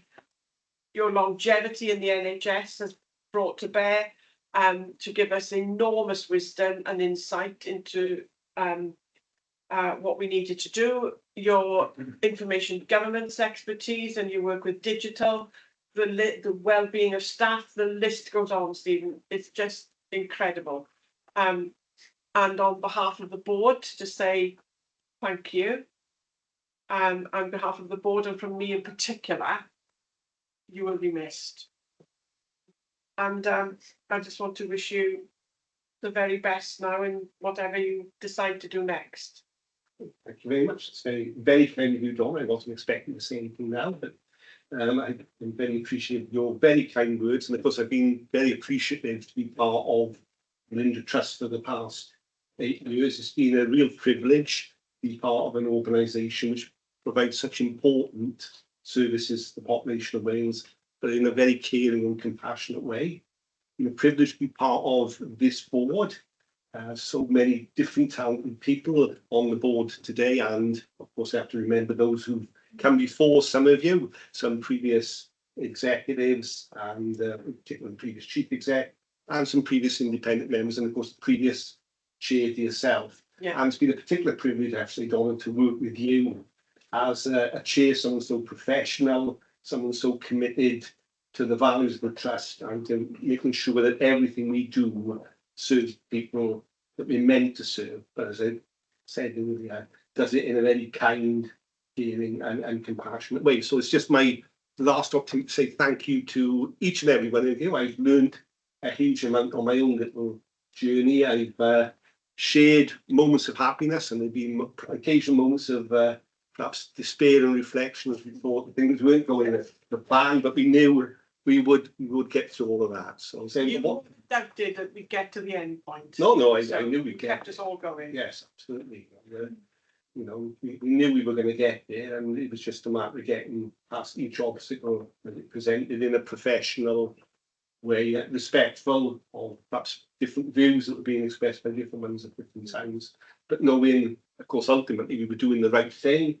So it was just doing the right thing in the right way was the trick we had to pull off. So I say I'm so grateful to being part of that, and we'll see what happens next. I'm not planning to ride off into the sunset yet. I may just go and hide around the corner somewhere and pop back out elsewhere, but we'll see. Obviously, We'll see. And of course, you have got probably about another 5 weeks. Another 5, yeah, end of April. End of April. So this is not a final goodbye at all. This is just to put on public record. You know, our grateful thanks to you for all that you've done for us. And your reputation spreads far and wide. You are so highly regarded across Wales. People have been highly envious that we've had a person of your calibre to sit on our board. And I would like to say that was because I selected you, but of course I didn't. Because you predate me. Yes, I know you would if you'd had the chance.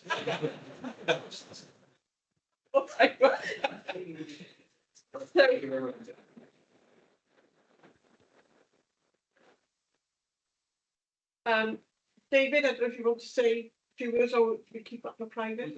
Yes. Yeah, we do that in private. Okay. So the date of the next meeting is Thursday, the 22nd of May. Thank you all for your contributions today. In the interest of time, and I'm going to call the meeting to a close now, but if you have any reflections on the meeting that you would want to send over to Non or to myself, I'll be very happy to receive them. And as we go into our private session, part B, we call it, of the board, we're going to be discussing the minutes of the previous trust board meeting, the action log arising from that, the Belinda Cancer Service structure update, the MIM Mutual Investment Model Governance Protocol, our NVCC, that's the New Belinda Cancer Centre Project Scheme of Delegation and Governance Framework, commitments of expenditure exceeding the CEO limit, and the private committee highlight reports. That's what, so for the public to know, that's what we're going to be discussing this afternoon or later this afternoon. So now I would like to, having thanked you all for your contribution today, call the meeting to a close and adopt the resolution that representatives of the press and other members of the public be excluded from the remainder of this meeting, having regard to the confidential nature of the business to be transacted, publicity on which would be prejudicial to the public interest, in accordance with section 1(2) Public Bodies Admissions to Meetings Act 1960, paragraph 67. I should be able to say that in my sleep, but anyway, so thanks, colleagues. It is now 8 minutes past 2. We are scheduled to reconvene at 3. We have got 1 or 2 items that will require a bit of discussion. So can I suggest that we restart at 2:45? Mm-hmm. Is that all right with everyone? I don't know if there are people coming in but I'll manage the agenda around this if we do. Yes. Thank you, everybody, and see you at 2:45. Lunch is served outside. Thank you. You